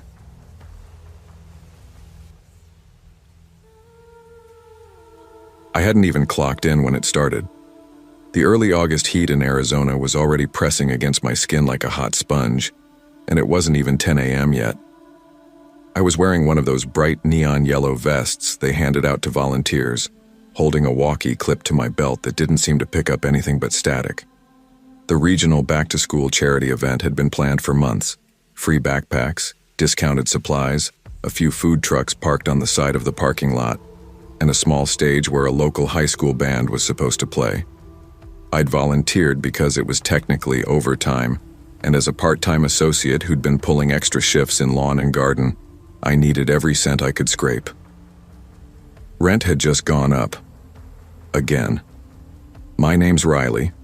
I'm 29th, college dropout, working retail since 19. Not much more to say except I've learned that working around the public long enough teaches you how fast a situation can turn. That morning, I was assigned to direct foot and car traffic in the parking lot of the Super Value Mart on Bell Canyon Road, an old Walmart-style supercenter rebranded a few years ago after corporate restructuring. It was busy. I mean shoulder-to-shoulder strollers, crying toddlers, annoyed dads, moms with clipboards kind of busy. And then I heard yelling. It started as a loud male voice, maybe 25, 30 feet from my position near the parking lot's second row. At first I ignored it. You hear people yell all the time, over parking spaces, over sunscreen prices, whatever. But something about the tone cut through the background noise like a blade. Ragged, aggressive, slurred.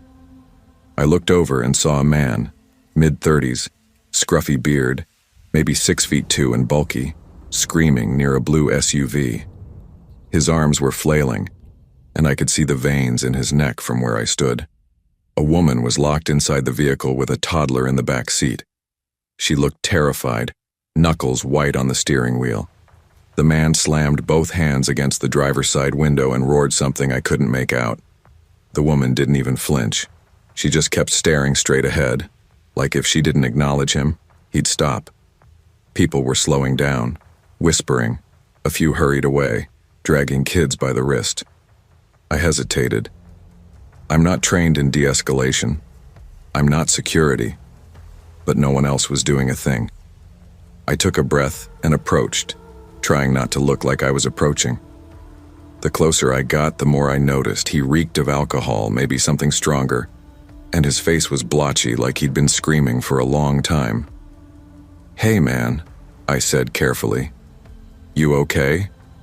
He spun around, startled, and the rage in his eyes hit me like a gust of wind. His eyes were wide, bloodshot. There was spittle in his beard. "Back the fuck off," he growled. "This doesn't concern you." "I hear you," I said quickly, hands raised. "You're upset. I get it. No judgment here, just trying to keep folks safe." He narrowed his eyes at me. "Don't stand between me and my family. I swear to God." "I'm not, I promise," I said, trying to keep my voice calm. "Just maybe take a step back.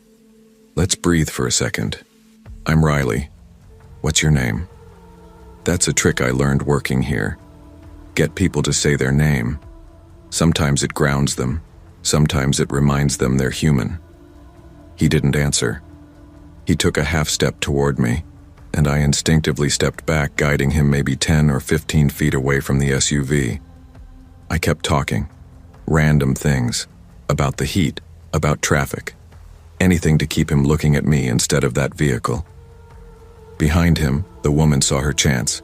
She started the car. He heard the engine. He spun, screamed, and lunged, and I watched in horror as he jumped onto the moving SUV's hood. The vehicle jerked forward with a screech. Families screamed and scattered. For a moment, the image burned into my brain. This man sprawled across the hood, pounding the windshield with his fist, while a child cried inside. I ran in front of the car. I didn't think. I didn't plan. I just knew that if she kept driving with him up there, she could hit someone, a stroller, a group of kids. I waved my arms like a lunatic. "Stop! Please, stop!" The car stopped, barely. I turned toward him. "You gotta come down, man. This isn't helping. Think about your kid. What would he say if he saw this?" He glared at me, seething. For a second, I thought he might leap at me. But slowly, so slowly, he slid off the hood and stumbled onto the pavement. The SUV started to reverse, trying to escape. That's when he ran to the back passenger door and yanked it open. "No!" I shouted and sprinted toward him. He was grabbing at the car seat, trying to unbuckle a toddler, maybe 2.5 years old, who was screaming and pushing at him.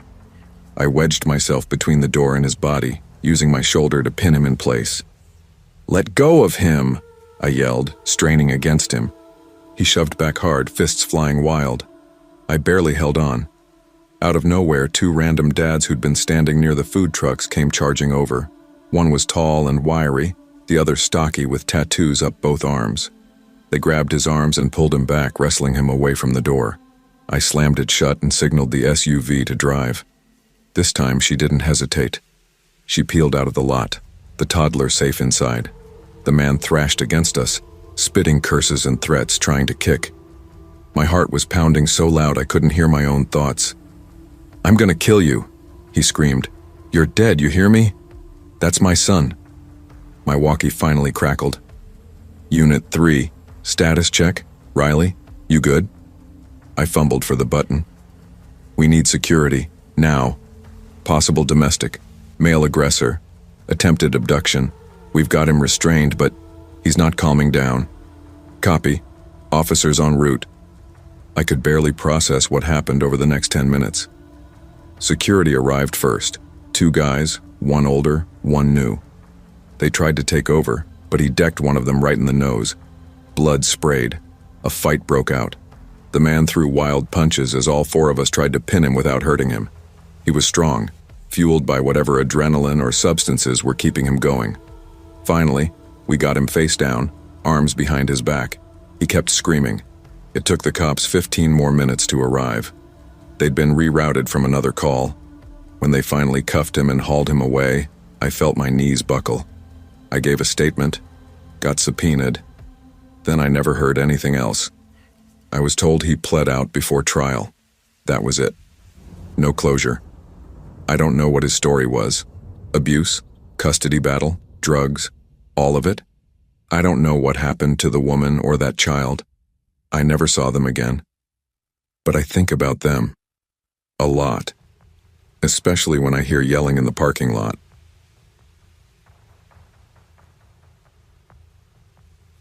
I never thought I'd miss the sound of pallet jacks slamming against the floor, or the tinny looping version of "Here Comes the Sun" played over Walmart's intercom. But there are worse sounds, gunshots echoing off tile, and a scream I still hear in my sleep. Back then I worked at a Walmart in the outskirts of Chestnut Ridge, Missouri. Not the prettiest town, not the safest either, but the kind of place where folks still nodded hello in parking lots and knew your kids' names by heart. I was 25, living paycheck to paycheck just like everyone else under those fluorescent lights. Lawn and garden was my domain during the warmer months, but during winter they rotated me into the main store. That's how I ended up on shift the day everything changed. I remember the start of that week clear as a bell. It was cold enough to chap your lips just stepping outside. I'd just gotten back from break when my supervisor, Darren, called a morning huddle. We were short-staffed again. Someone called out, and I got moved to the front, close to customer service. That's where I first saw him. Her name was Kendra Wallace. She was one of those people you couldn't help but like.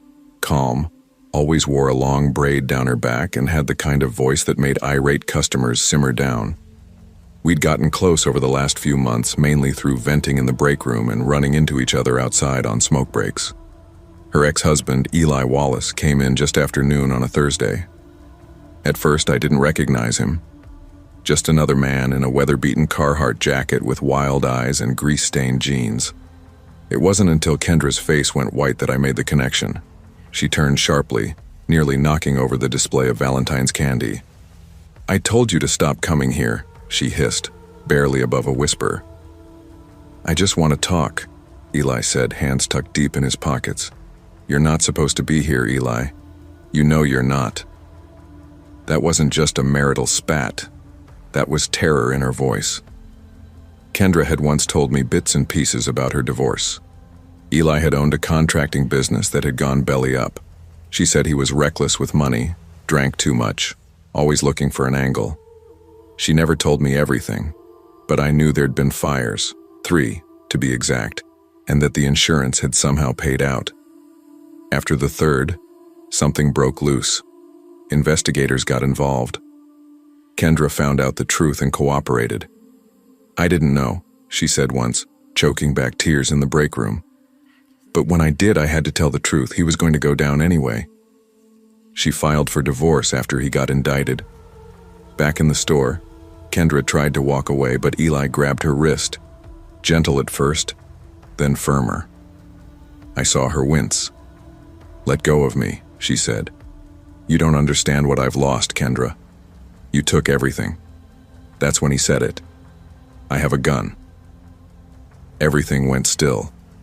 I was only a few steps away, behind the counter at the photo center, frozen in place.